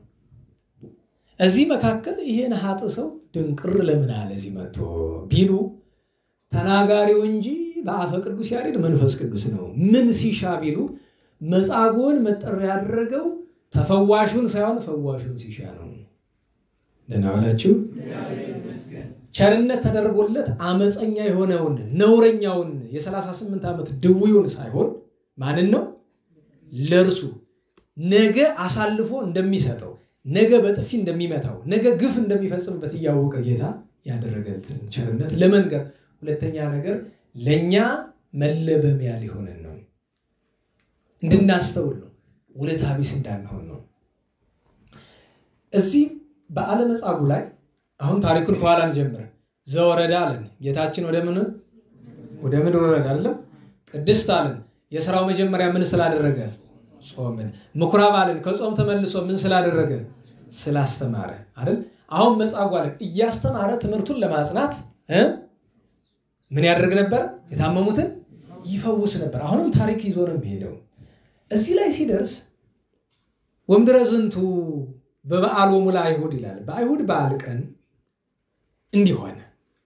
ጌታችን ኢየሱስ ወደ ኢየሩሳሌም ወጣ ይላል። ያው ብዙ ጊዜ በገሊላ ስለሆነ የሚያስተምረው በላይኛው ወይም በሰሜኑ ክፍል ወጣ። በኢየሩሳሌም በበጎች በር አጠገብ መጠመቂያ ነበረች አይደል? መጥማቃተ ሰሊሆም ያለው ይሄ ነው። መጥማቃተ ሰሊሆም ሌላ ነው። የት ነው ያለው እሱ? ዮሐንስ ወንጌል ምዕራፍ 9 ላይ ያለው እሱ ሌላ ነው። እቺኛይቱን ግን ምን ይላታል? ቤተ ሳይዳ። ቤተ ሳይዳ ብሂል ቤተ ሳይል ይላል አይደለም? ይቅርታ ስፍራ ናት። ታሪኩን እንደሚል 5 በሮች አሏት ይላል። ይሄን ለብዙ ይተረጉሙታል፣ በጣም ለብዙ። ግን ብዙ ጊዜ አባቶቻችን ለምንድን ነው የሚተረጉሙት? በጣም በጸናው ደረጃ 5ቱ ለ5ቱ ጾታ ምዕመናን ተብሎ ለኛ ለትምህርት የሚጠቅመን በጣም ሰው ስለሆነ 5ቱ ጾታ ምዕመናን። ጾታ በቤተ ክርስቲያን በስንት ይከፈላል? እንዴት ዋላችሁ?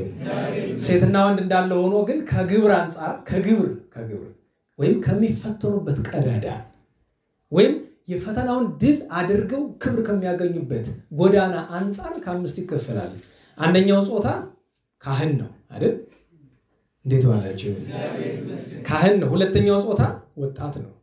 ሶስተኛው ጾታ ሴት፣ አራተኛ ጾታ መነኮስ፣ አምስተኛ ጾታ አረጋዊ ነው። ስለዚህ እነዚህ ጾታዎች ላልቻለባቸው መውደቂያ፣ ለቻለባቸው ግን ድል ነስቶ ክብር ማግኛ 5 መንገዶች ናቸው። ሽማግሌነት በራሱ ኃጢአት ነው? ነገሩኝ። መልካም ነገር ነው አይደለም? ምንኩስና ምንድነው? መልካም ነገር ነው። ሴትነት ምንድነው? መልካም ነገር ነው። ወጣትነት ምንድነው? መልካም ነገር ነው። ካህንነት ምንድነው? መልካም ነገር ነው። እነዚህ መልካም ነገሮች ግን በራሳቸው ጠላት በእያንዳንዱ የሚያመጣባቸው ጦር አለ። ካህን የሆነ እንደሆነ ማሸነፍ ያለበት ከፈተና ሁሉ ምን ነው? ትዕቢትን።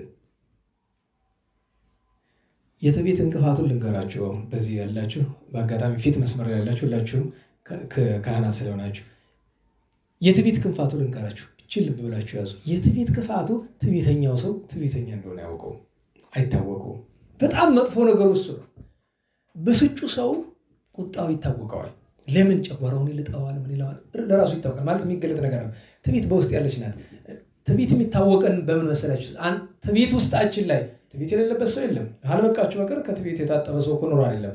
በጣም የገነነ ያለበት ሰው በምንድን ነው የሚታወቀው ቢሉ፣ አንደኛ ሲመሰገን ደስ ይለዋል። ውዳሴ ከንቱ 3 ደረጃ አላት ይባላል። ደረጃ 1 ሲመሰገን አመስግኑኝ አይልም። ሲመሰገን ግን ደስ ይለዋል። ይሄ በሽታው ሲጀምር ነው ይባላል። የትዕቢት ውዳሴ ከንቱ በሽታው ስትጀምር ምንድነው? አመስግኑኝ አይልም። እንዲመሰገን ምንም አያደርግም። ሲያመሰግኑት ግን ደስ ይለዋል። እዚች ላይ ካልቀጫት ቀስ ብላ ወደ ደረጃ 2 ታድጋለች። ሁለተኛ ደረጃዋ ምንድናት? አሁንም አመስግኑኝ አይልም። ነገር ግን እያንዳንዷን ነገር የሚሰራት ሰው የሚያዩ ከሆነ ነው። ለምን? ምስጋና ለመቀበል ለመመስገን። ሰው ከሌላ አይሰራም። አይታችሁ ከሆነ እግዚአብሔር ባለበት ደህና ያደርገው። አንድ ወንድማችን ጉባኤ ጠሩት። ስም አልጠራም፣ ታውቁታላችሁ ብዙዎቻችሁ። እዚህ ነው እና ትንሽ ሰዎች አይቶ ለዚህ ነው እንዴ ጠራችሁ ይሉ አስቡት። 3 ሰው ኖረ፣ 3000 ሰው ኖረ። ምን ያደርግለታል? እሱ ምን ያደርግለታል? ቅድም እያልኳቸው ነበር ልጆች፣ ነገረ ቅዱሳንን ለማስተማር ደስ የሚያሰኝ አንደኛው ቦታ እዚያ ለ5 ለ3 ሰዎች ማስተማር ነው። በቃ በወር አንድ ጊዜ ለብዬ ጊዜ ማህበረተኞች ደስ የሚል ለምን ካንጀታቸው ቢሰሙ ስለሆነ ሁሉም። እና ሁለተኛዋ ደረጃ እሷ ናት። ለመመስገን የሚሰራ አመስግኑኝ ግን አይልም። ለመመስገን የሚሰራ መጀመሪያ እኮ ለመመስገን አይሰራም። ስትመጣ ግን ደስ ይለዋል። ሶስተኛውና የመጨረሻው ግን አፍ አውጥቶ አይን አፍጥቶ አመስግኑኝ ይላል። ገጥሞኝ ያውቃል። አንድ ቦታ ላስተምር ይችል ስጀምር እግዚአብሔርን አመስግኜ ቀጥታ ወደ ትምህርቱ ገባሁ። ለካ የሆኑ ሰው እያሉ ከኋላዬ አለቃው ልክ ሲጠብቁ ቆይተው እንዳልጠራው ሲያውቁ ተስፈንጠረው ተነስተው ሄዱ። ገበዙም አጃቢያቸው ናቸው መስል ተነስተው ሄዱ። ጉባኤው ሲያልቅ መጡ እና መጨረሻ ላይ አቡነ በሉ ተብሎ ሲሰጡ አለቃው ተቀበለው እስቲ ወገኖች ተመልከቱ የዩኒቨርሲቲ ተማሪዎች ጉባኤ ነበር የዛን ጊዜ 10 ምናምን ዓመት በፊት እስኪ ተመልከቱ ወገኖች የዚህን ዘመን ስብከት እዩት ይሄው ቅዱሳንን የሚጠሉ ሰባኪዎች መተውብን ምናምን ያሉ ማላ ግራገቱ እኔ ከማስተማሪ ፊት ያስተማሪ ያለው ወይስ እኔ ነው ይያልኩኝ በኋላ ይኸውላችሁ ሐምሌ 2 ነበር ዛሬ ታዲዮስ ነው ይኸው ታዲዮስ እንኳን ሳይጠራ አይለኔ ነው ይኸው የሚገርማችሁ የሄድኩኝ ካጣጣሚ ነው ስለ ቅዱስ ታዲዮስ አስተምሬ ጨርሼ ስሄድ እባክህ ተማሪ ሊበተን ስለሆነ ስለ ንስሐ ርዕስ ብቻ አስተምርልን እባክህ ክረምቱን ሁሉ ስንቅ የሚሆን ብለው አለኝ ታዲዮስን በንስሐ ጉዳይ ለማንሳት ከበደኝ ስለዚህ ንስሐ ነክ ያላቸው ቅዱሳንን መረጃ አስተማሩ እና እኔ ወዲያው ለህሊና የወሰድኩት ምንድነው አይ ቅዱስ ታዲዮስ አስተምሬ ያለው ቀደማው ግን አሁን ለምን እዚህ ስሜን ሳጠራ ቀረህ ብለህ እኮ አንተ ነህ እየዘለፍከኝ ያለው ብዬ እኮ ተቀብያለሁ እኔ ከክፋት አልተረጎምኩትም ትንሽ ቆይተው አመጡታ እስቲ አሁን ልዩአቸው እኒን ሰው የገበዙን ማለት አሁን የኒን ሰው ስም ጠርቶ ትምህርት መጀመር ምን ችግር አለው አይ ባታችን ፊት ለፊት ቢናገሩት ይሻላል እኮ ብዬ ከዛ ቀን በኋላ እዛ ደብር ሂጅ አስተምሬ አላውቅም እና ያ ሰውዬ አሁን በቅርብ ጊዜ ቪዲዮ ምናምን ተያላችሁ ተታወቁባቸው የነበሩ ሰው ናቸው ባሉበት እግዚአብሔር ደህና ያርጋቸው ምሕረቱን ይላክላቸው ለኛም ይላክልን እና እዚህ ደረጃ ይደርሳል ስሜን ጠርታ አላመሰግንክ እኔ በነገራችሁ ላይ ትምህርት ሲጀመር እገሌ ብሎ መጥራት ከምን የተገኘ ነው ግራና የሚገባኝ ከምን የተገኘ መድረክ ላይ ምን ወጣው ሰው ለማስተዋወቅ ነው ወይስ እግዚአብሔርንና ቅዱሳንን ለማስተዋወቅ ነው አሁን እዚህ ወጥቼ ክቡር ሊቀ ዲያቆን በጣም የተከበሩ የሌለ ነገር ሁሉ እየፈጠርኩ እንዲህ ያድርጉ አገልግሎቱ ያለሰውኩ ምናምን ተብሎ መሀል ሀገር አዲስ አበባ እንደሚደረገው አንድ ቦታ እንጂ መድረክ ላይ ዛሬ መጣው ሰባኪ ምናምን ብሎ ማት ነገር ከባጠር ድምጽ አገሩን ተቀብዬ ይቅርታ አድርጉልኝ ሳናማጥር ትምህርቱን ሳትጀምር እና እስኪ አንተ እንግዲህ ሰው ሞልቷል አፍ ላይ ግን ማን ነው እንዲቀባጣሪነት የጻፈብህ ማን ነው ቀባጥር ያለ ይታቀኛለህ ሲጀመር አንተ ሁለተኛ ይሄን ሰው መድረክ እንዳታስወጡት ይባለኪ አበዋሉ ምናምን አለ እና አንተ እንዲህ አድርገህ ታሸማቀው አረ እንደው ባበርባራ ነበር ይሄንን ማመግረብ ክፍታ ባሉነታቸው ነው እንደገና እንዴ ምን አገባው ሰውን ስራው ቢገልጠው አይሻልም ሰው ትምህርቱ ዝነኛ ዶክተር ገሌ ኢንጂነር ገሌ ምናምን ገሌ ቢጠፋኮ የማይጠቀስ ነገር የለም አይደል ችግር ነው ለዛ ነው አባቶቻችን ምን ይላሉ ቅድስና ሲጠፋ የስም ቅጥያ ይበዛል እንዳትረሷት ይመዝግባል እንደገና ያስተምሩባት ቅድስና ሲጠፋ የስም ቅጥያ ይበዛል ችግር ነው ለሁሉ ሶስተኛውና የከፋው ደረጃ እሱ ነው ያላመሰገኑትን ሰዎች ይጣላል አመስግኑ ማለት ብቻ አይደለም እና ካህናት ይሄንን ማሸነፍ ግዴታችን ነው በክህነት ያለን ሰዎች ይሄንን ማሸነፍ ግዴታችን ነው ጦራችን ስለሆነ ማለት ነው ሁለተኛው ወጣት ነው ብለናል ወጣት የሚፈተነው በዝሙት ነው እንግዲህ ካህንት ቤትን ያሸነፈ እንደሆነ ከቅድስና ጎዳና ገባ ይባላል ወጣት ደግሞ ዝሙትን ያሸነፈ እንደሆነ እንዲያ ነው ሴት ልጅ ጦሯ ምንድነው ትውዝፍት ይባላል አይደል ጌጥ ይሄ አመንዝራነት ይጣል መንዝር ጌጥ ይባላል አይደል ይሄ የማጌጥ ፍላጎት ታውቃላችሁ መነኮሳያት እናቶቻችን እንኳን አንዳንድ ገዳም ሄዳችሁ እንኳን አይላችሁ ያሉ ነው ነገር ያይና አይ ድመት መንኩሳ መራዋና ትረሳ የሚባል የሞኝ ተረት አለ ግን ለፈርድ አይደለም ጦር ነው አንድ ካህን ቢመነኩስ ቤቱ ሊለቀው ነው ካልተጋደለበት በቀር ቆቡ ብቻውን ያስለቀቀለትም እኮ ስለዚህ ሴት ልጅ ይሄ ነው እንድታውቁት እኮ ነው ዛሬ ጀምራችሁ እኔና እናንተ መዋጋት ያለብን ትቤት ነው አይደል የዘመኑ ደግሞ የቤተ ክህነት ትቤት ያው በባዶ ሜዳ ነው ደግሞ ቀድሞዎቹ ስንት ጉባኤ አጠናቀው አቡሻር ተምረው ነው አይደል የሚታበዩ የሚኮሩ የኛ ደግሞ የምን ኩራት ይባላል እሺ ለተው እህቶቻችን ፈተናቸው ምንድነው ምን ዝርጌጥ ግን እንዳትረሱት ምን ዝርጌጥ ብቻ አይደለም እግረ መንገዱን ደግሞ ወጣትም ናቸው አይደለም ሁለት ነው ዝሙትን ትውዝፍትን ነው መታገል እኛ ደግሞ ሁለት ነው ያለብን አይደል? ክህነትም አለ ወጣትነትም አለ። እሱን መታገል ነው። ሶስተኛው ምንኩስና ነው። የመነኮሳት ጦራቸው ስስት ነው። ምክንያቱም እህል ስለማያገኙ መስላችሁ መቼም ዛሬ በከተማው ስላሉት እንዳታስቡ ብዬ ነው። እውነተኞቹ መነኮሳት ግን እህል አያገኙ። ያቺ ማታ ስለሆነ የሚያገኛት ያቺን ይሳስላታል። አምስተኛው አረጋውያን ሰው ሲያረጅ ጧሪ ቀባሪ የለኝም እያለ ፍቅረ ነው ያድርበታል አይደል? እንግሊዝ ይሆናል ይባላል። ሙጫ እንግሊዝ ይባላል። እንግሊዞች ስስታም ይሆኑ እንጂ እንግዲህ እንግሊዝ ሀገር የሚኖሩት ተማሪዎች ስላሉ ለንደን፣ በርሚንግሃም፣ ኒውካስልም ያሉ አሉ ተማሪዎች ዝክረ ቅዱሳን ይነግሩናል። እነሱ እንግሊዝ ስስታም ነው ወይ? ለምንድን ነው እኛ ሀገር ስስታም ሰው እንግሊዝ የሚባል? እነሱ ይነግሩናል። ለሁሉም እነዚህ ናቸው። አሁን አምስቱ ጾታ ምናን አየን። እንግዲህ ወደ ቤተሳይዳ ባህሩን መልአከ እግዚአብሔር አንድ ጊዜ ወርዶ ያናውጠዋል። እሱ በሚያናውጥበት ጊዜ ቀድሞ ይገባው ይድናል። የውድድር ነገር ይመስላል። ጌታችን ከአንድ በላይ እንዲድን ለምን አልፈቀደም ቢሉ ብሉይ ነው፣ የረድኤት ዘመን ነው። ድነት ጨርሳ አልተደረገችም። ዛሬ ቢሆን ጸበል የገባበት ሁሉ ይድንበታል አይደል? ድሮ ግን እንደዛ አይደለም። አንድ ሰው በቀድሞ ያ ሰው 38 ዓመት ተደይኖ እኔ በነገራችሁ ላይ ከአካሉ መደየን ይልቅ የአይምሮ መደየን ነው አይደል የሚያሳዝን። የሰው ልጅ ለዛ ነው ብዙ ጊዜ ጸበል ስትሄዱ መጀመሪያ የስጋችሁን ድነት አትሹ። በዚህ ዘመን ቤተክርስቲያንን በጣም የፈተናት ነገር የፈውስ አገልግሎት የሚባል ነው አይደል? ፈውስ ይባላል። ችግር ነው። መጀመሪያ ሐኪም የሚያድንህ ከሆነ ሐኪም ቤት ሄድ። እግዚአብሔር ሐኪም ቤት ይጠላል? እንዴት ዋላችሁ? ሐኪም ቤት ይጠላል? መጀመሪያ ሐኪሙን ሞክረው ሲያምህ አይደለም? በቃ ስርዓት የማይጥስ ከሆነ ሕክምና ሐኪሙን ሞክረው። ሐኪሙ እምቢ ካለ ባህልም አለ። ጥንቆላ የሌለው ንጹህ የባህል ሕክምና አለ አይደል? የባህል ሕክምና የዘመናዊ ሕክምና አካሄዱ ነው እንጂ ልዩነቱ ዞሮ ሕክምና ነው። ከዚያ ጸበል ደግሞ አለ። መጀመሪያ ጸበል በሄድስ ምን ችግር አለ ካልከኝ ለዚያ ብርታት ያስፈልጋል። ምክንያቱም ጸበል ትዕግስት የሚሻ የፈውስ አገልግሎት ነው።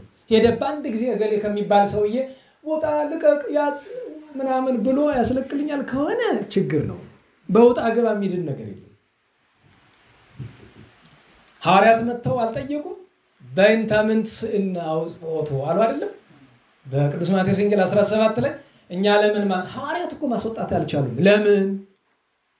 እንዴ ሁሉ ሰው እኮ የሚቻለው ነገር አይደለም። ወዝንቱ ዘመድ አለ አብሮ አደግ የሆነ እንደሆነ ኃጢአት የሚያሰራ ጋኔን ይወጽ ዘነው በጾም ወጸሎት ጾምና ጸሎት ይሻል ይላል። እና ፈውስ ሲባል መጀመሪያ አባቶቻችን በሽታ ህመም 3 አይነት ነው ብለዋል አይደል? ደዌ ስጋ አለ፣ ደዌ ነፍስ አለ፣ ደዌ ልቡና አለ ብለዋል አይደል? ደዌ ስጋ ፍልጠቱ ቁርጠቱ ሌላው ምናምን ነው አይደል? ደዌ ነፍስ ማለት ምንድነው? ኃጢአት ነው። ደዌ ልቡና ማለት ክደት ኑፋቄ ነው።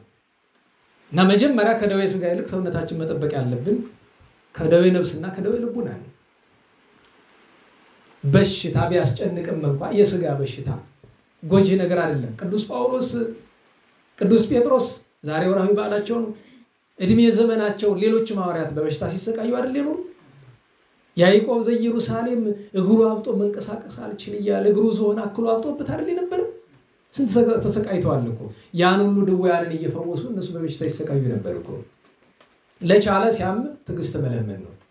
አላስችል ካለ ደግሞ ጌታዬ አንተ የሰውን ደካማነት ታውቃለህ። ካህኑ በቅዳሴ እንደሚለው ስማ አንተ ተአምር ድካሙ ለሰብእ እባክህ ጌታዬ ቸር ነህና ምክንያት ፍጠርልኝ፣ ወይ በሐኪሙ ወይ በጠበሉ ምክንያት ፍጠርልኝ ተብሎ እግዚአብሔር ይለመናል። ይሄ መጻጉዕ 38 ዓመት እንዲሆነ ኖረ። ክፋቱን እያወቀ ጌታ ምን አለው? ትፈቅድኑ ትየው ልትድን ተወዳለህ። ይሄን ብሎ የጠየቀበት ምክንያት በሁለት ምክንያት ነው። አንደኛ ጌታ ያለ ፈቃዳችን አይሰራም። ሁለተኛ ነገር ኋላ ጌታ በሚከሰስበት ጊዜ ይሄ እኮ ነው አድነኝ ሳልለው ያዳነኝ ብሎ ክፉ የሚያደርግ ነውና ምክንያት ለማሳጣት ምን አለው? ምንድነው ያለው? እሱ አልቤሰብ ምን የለኝም። እንዴት ዋላችሁ? እንዴት ዋላችሁ? ምን የለኝም አለ። ሰው የለኝም። አዎ ሰው ማጣት ይጨንቃል። ነገር ግን ጌታ ምን አለው? ተንስ ወንሳ አራተከ ወሁር፣ ተነስ አልጋንም ተሸከም ሄድ ቀጥላለሁ። ይሄን ሲለው ግን ሰንበት ነበረ። አይሁድ ያዙት።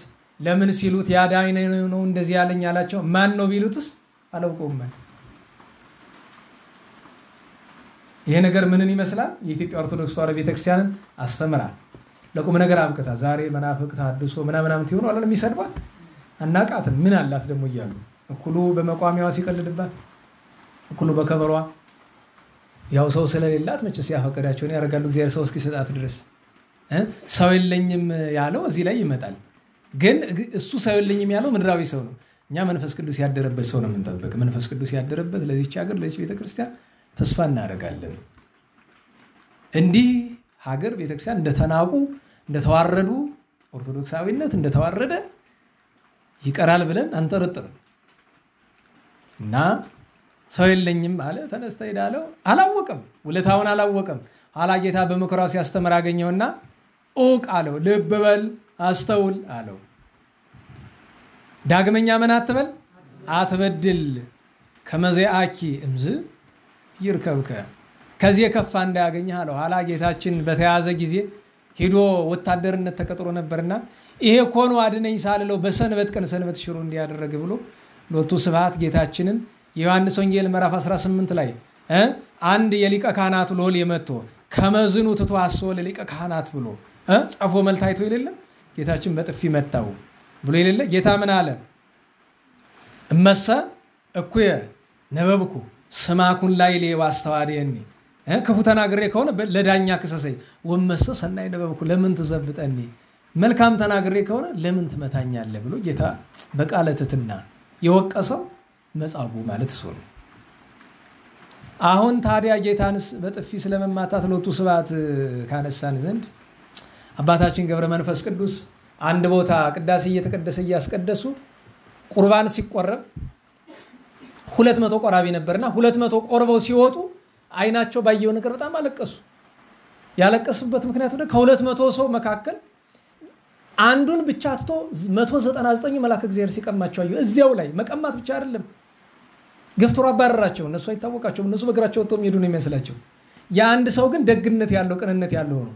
ያሳዘናቸው ስጋው ደግሞ መቀማታቸው ብቻ አይደለም፣ ከግቢ በር ላይ አጋንን ተሰልፈው ይጠብቋቸዋል። ሁሉንም ከበው ይዘዋቸው ሄዱ ወደ ቤት። ጻድቁ አልቅሰው ለነዚያ ሰዎች መረታ ወርደዋል። ድፍረት ጥሩ አይደለም። በተለይ ቤተ መቅደስ ለምንኖር ለኛ ደግሞ ይከፋብናል። ድፍረት ጥሩ አይደለም። ወደ ቅዱስ ስጋው ክቡር ደግሞ መቅረብ ግዴታ ነው። ነገር ግን በድፍረት አይደለም። ንስሐ ገብቶ ለካህን ተናዞ ቀርቦ ጌታዬ እንደ ቸርነትህ እባክህ ኋላ ካህኑ ከቁርባን በኋላ ይመርቃል አይደል? ቅዱስ ስጋውን ከስጋችን ክቡር ደሙን ከደማችን ያዋሃድልን፣ መንጽሔ ኃጢአት መንጽሔ ጌጋይ ያድርግልን፣ ከሰጠን አይንሳን፣ ካከበረን አያዋርድን ብሎ ይለምናል። ስለዚህ ስጋውን ደሙን ከመቀበልን በፊት አደራ። እንዲያውም መምህራችን ምን ያደርጉ ነበረ? ከቻሉ መልክዓ ስዕልን ሙሉን ይደግማሉ በሚቀርቡበት ቀን።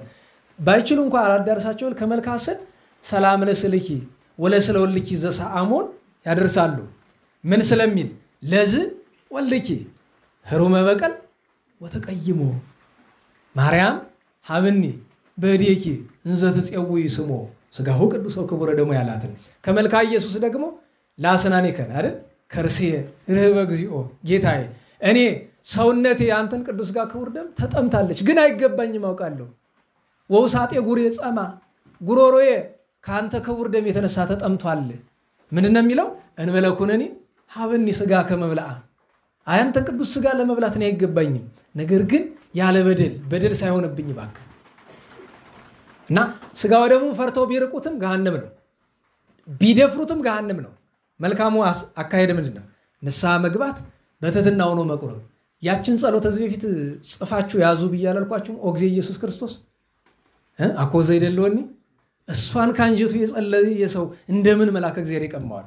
አይደርስበትም፣ አይቀርበውም። ጌታ ኢየሱስ ክርስቶስ ሆይ ከረከሰች የቤት የጠፍረ በታች ትገባ ዘንድ የሚገባኝ አይደለሁም፣ እኔ አሳዝኛለሁና ክፉ ስራንም በፊት ሰርቻለሁና። ወደ መጨረሻ ምንድነው የሚለው?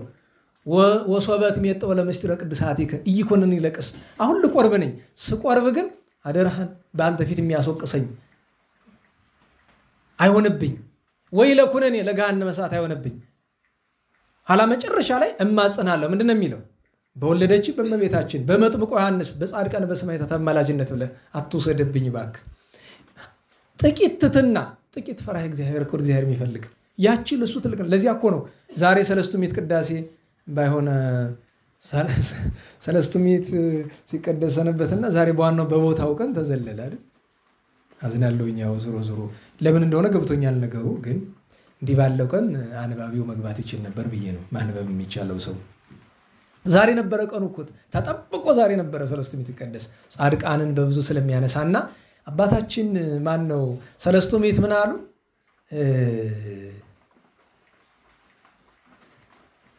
ዚአከ ውእቱ ሰማያት እንደ ዳዊት አባባል ነው። እሙንቱ ማለቱ ይቀላል። ወዚአከ ይእቲ ምድር ብሎ አንተ ዘእሙንቱ ይላል ሐዋርያትን ጠቅሶ አንተ ዘእሙንቱ አንተ ዘለነ ለነሱ ፈጣሪም አንተ የኛም ፈጣሪ አንተ ዘአሚሃ ያኔ ለሐዋርያት የሰጣቸው ስጋው ደግሞ አንተ ወአንተ ዘይዜ ዛሬም ያውና አንተ ነህ። ዚአከ ጻድቃን ወዚአከ ኃጥአን ጻድቃን ያንተኛ ማጣን ያንተ አለና እስመ አንተ ተተአዱ አእላፈ ኃጢአት እልፍ አእላፍ ኃጢአትን እንዳላየ ታልፋለህ። ወታቀውም ውሁደ ተክለ ጽድቅ አንዲት መልካም ስራ ስታገኝ እሷን ትጽፍለታለህ። ወተፈቅድ ምክንያት ለድህን ሰውን በምን ልማረው ብለህ ምክንያት ትሻለታለህ ለማዳን ብሎ እና እግዚአብሔር ጥቂት ምክንያት ነው የሚሻ እና እሱን ማስተዋል አለብን። እና ከሁሉ በላይ የከፋ ደዌ ነፍስ ነው ካልነ ኃጢአት ነው። ደዌ ልቡና ነው ካልነ ክደት ጥርጥር ነው።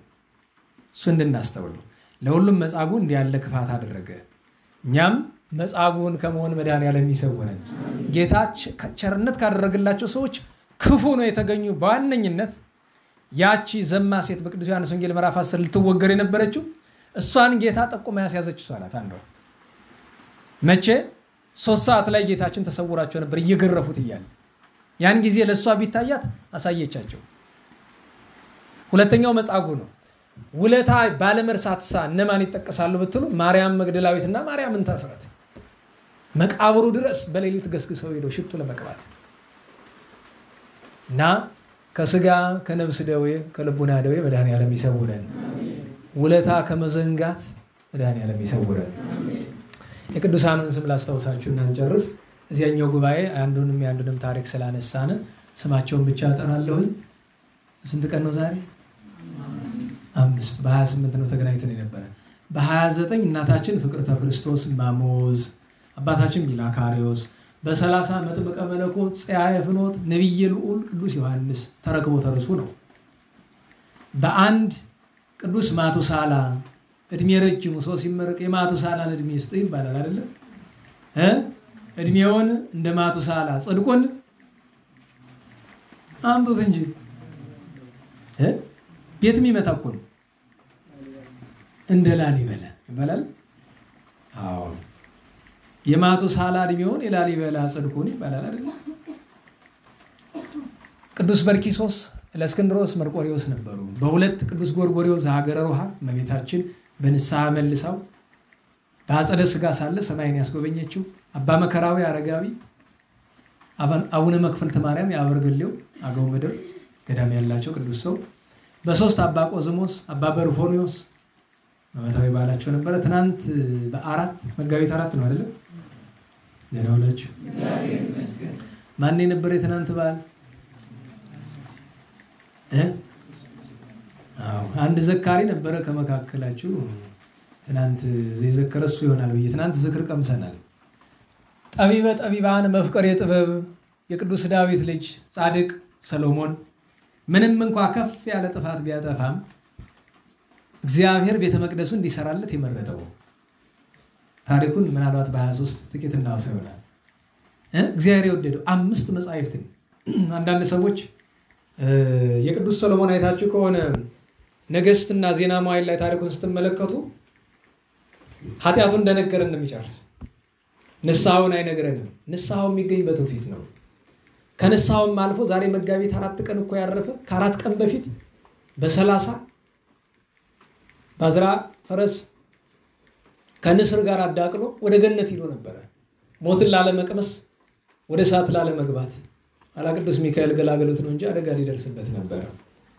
እና ቅዱስ ሚካኤል ከወዳጅነት የተነሳ ከማረፉ በፊት ሰሎሞን ጋር ምን እንዳወራ እግዚአብሔር ፈቃዱ ከሆነ በ23 የተቀደሰ አባቱን ስናነሳ እናነሳለን።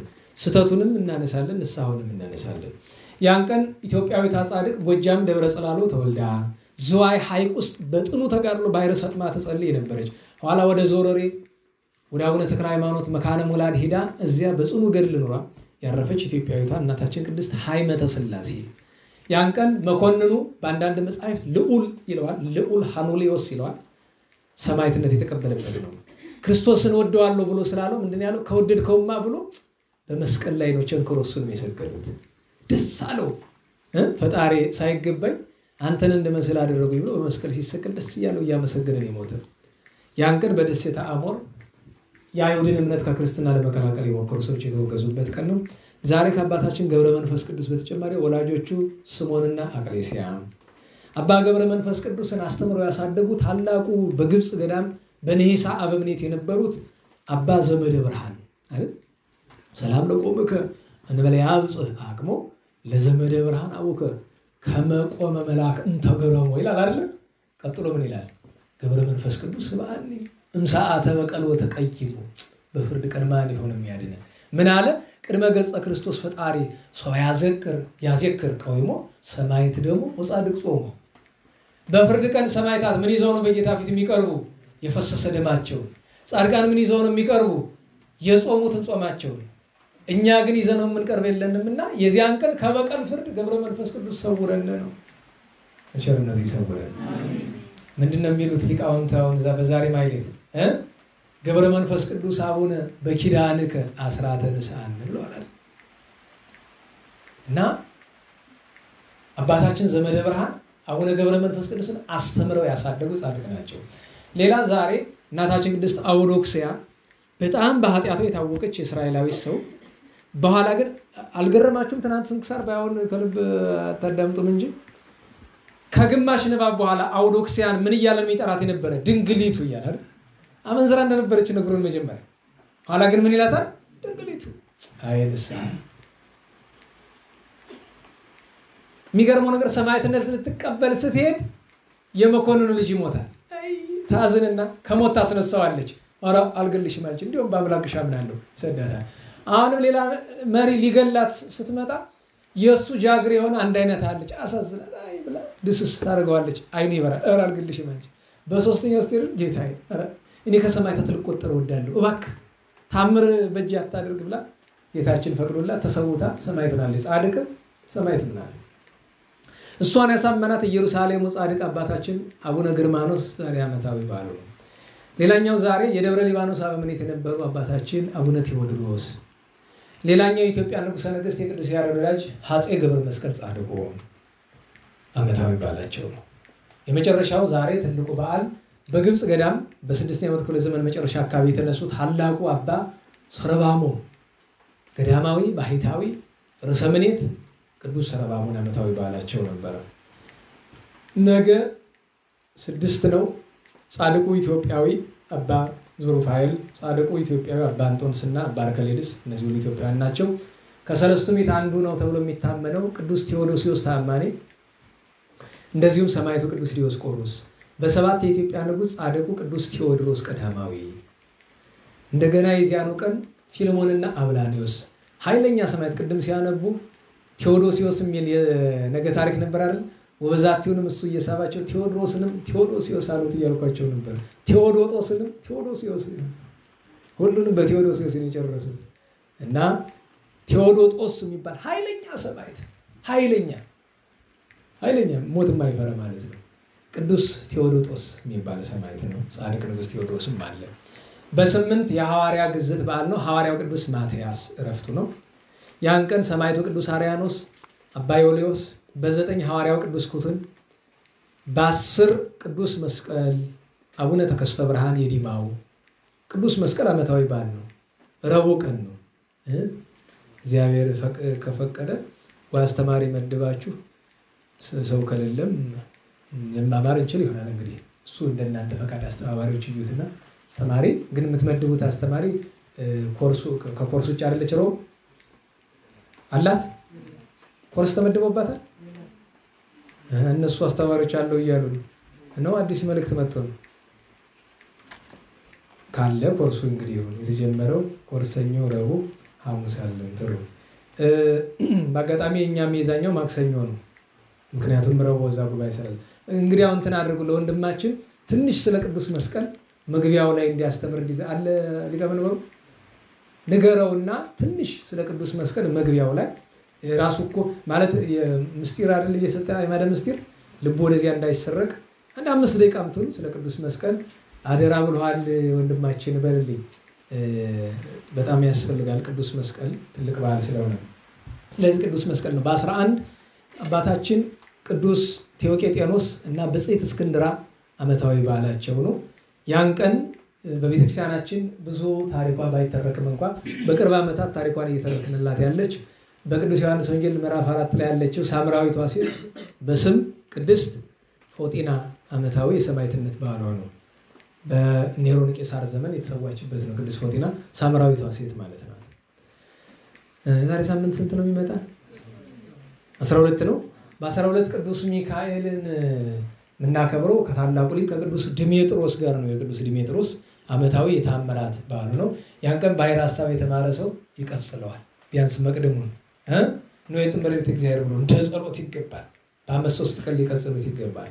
ስለዚህ እግዚአብሔር አምላካችን የዚያ ሰዎች ይበለን። መዋዕለ ጾሙን የበረከት የጸጋ ሀብት ያደርግልን። ከብርሃነ ትንሣኤው በቸር ያደርሰን። ከልባነትም በአፈ መላእክት ይረምልን። ቸርነቱን ይቅርታውን ምሕረቱን ይዘዝልን። ከታዘዘ መቅሰፍት መድኃኔዓለም ይሰውረን። ሌላ መልእክት አለች። ከምስጋና በኋላ እናስተላልፋታለን። በጸሎት እንነሳ።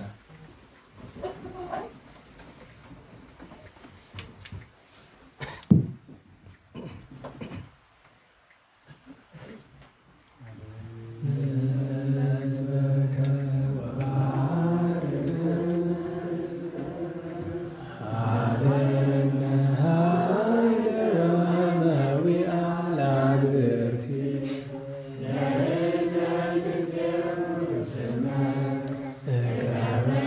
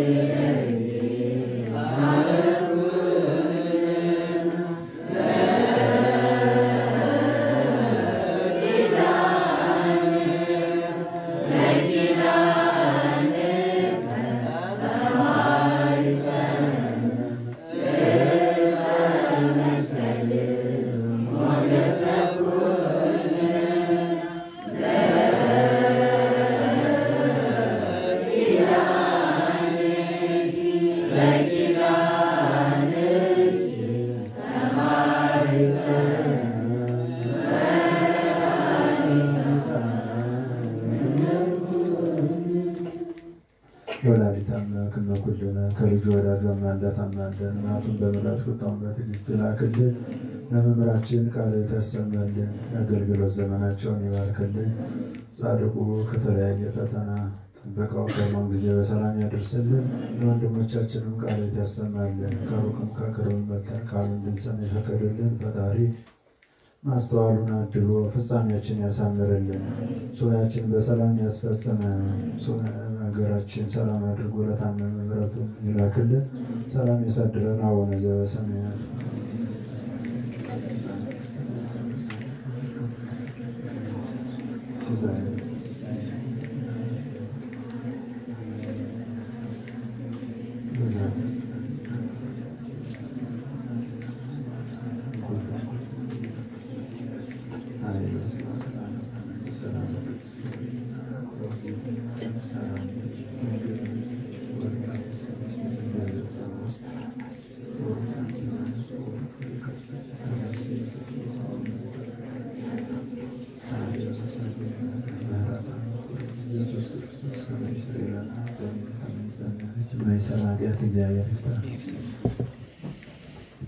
እግዚአብሔር ይስጥልን።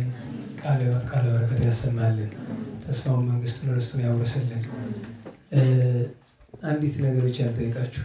ዝናሙ የመጣበትን ምክንያት የሚረዳ ሰው አለ?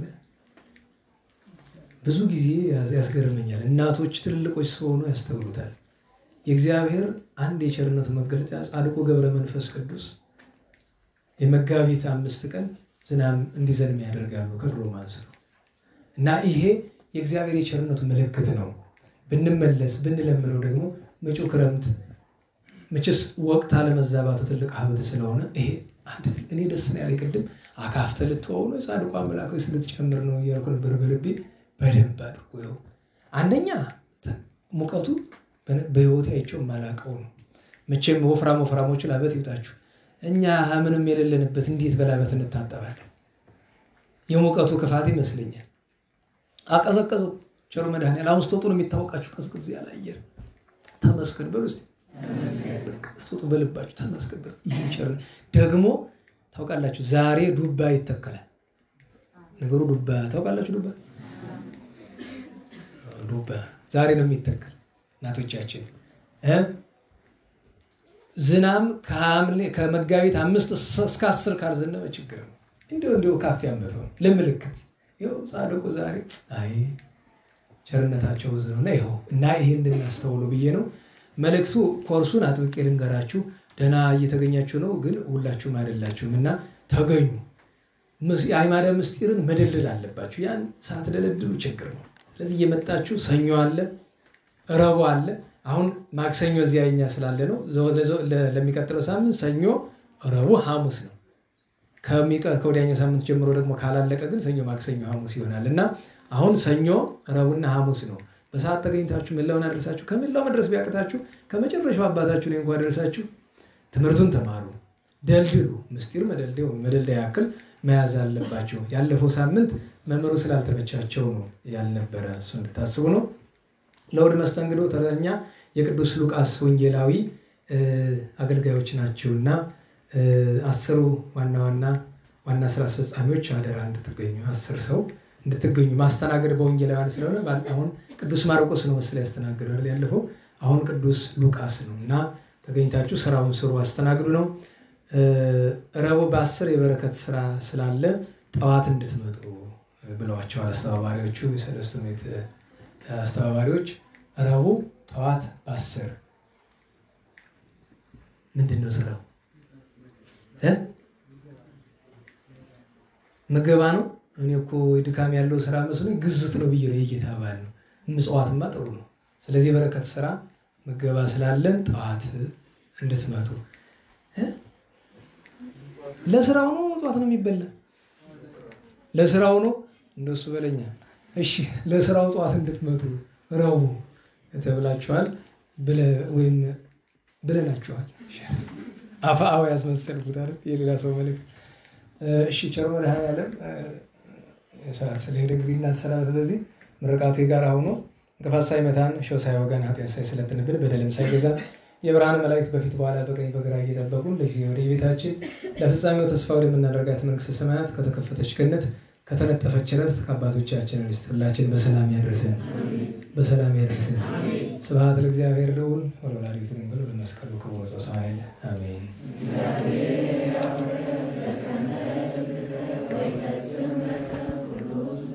አሜን።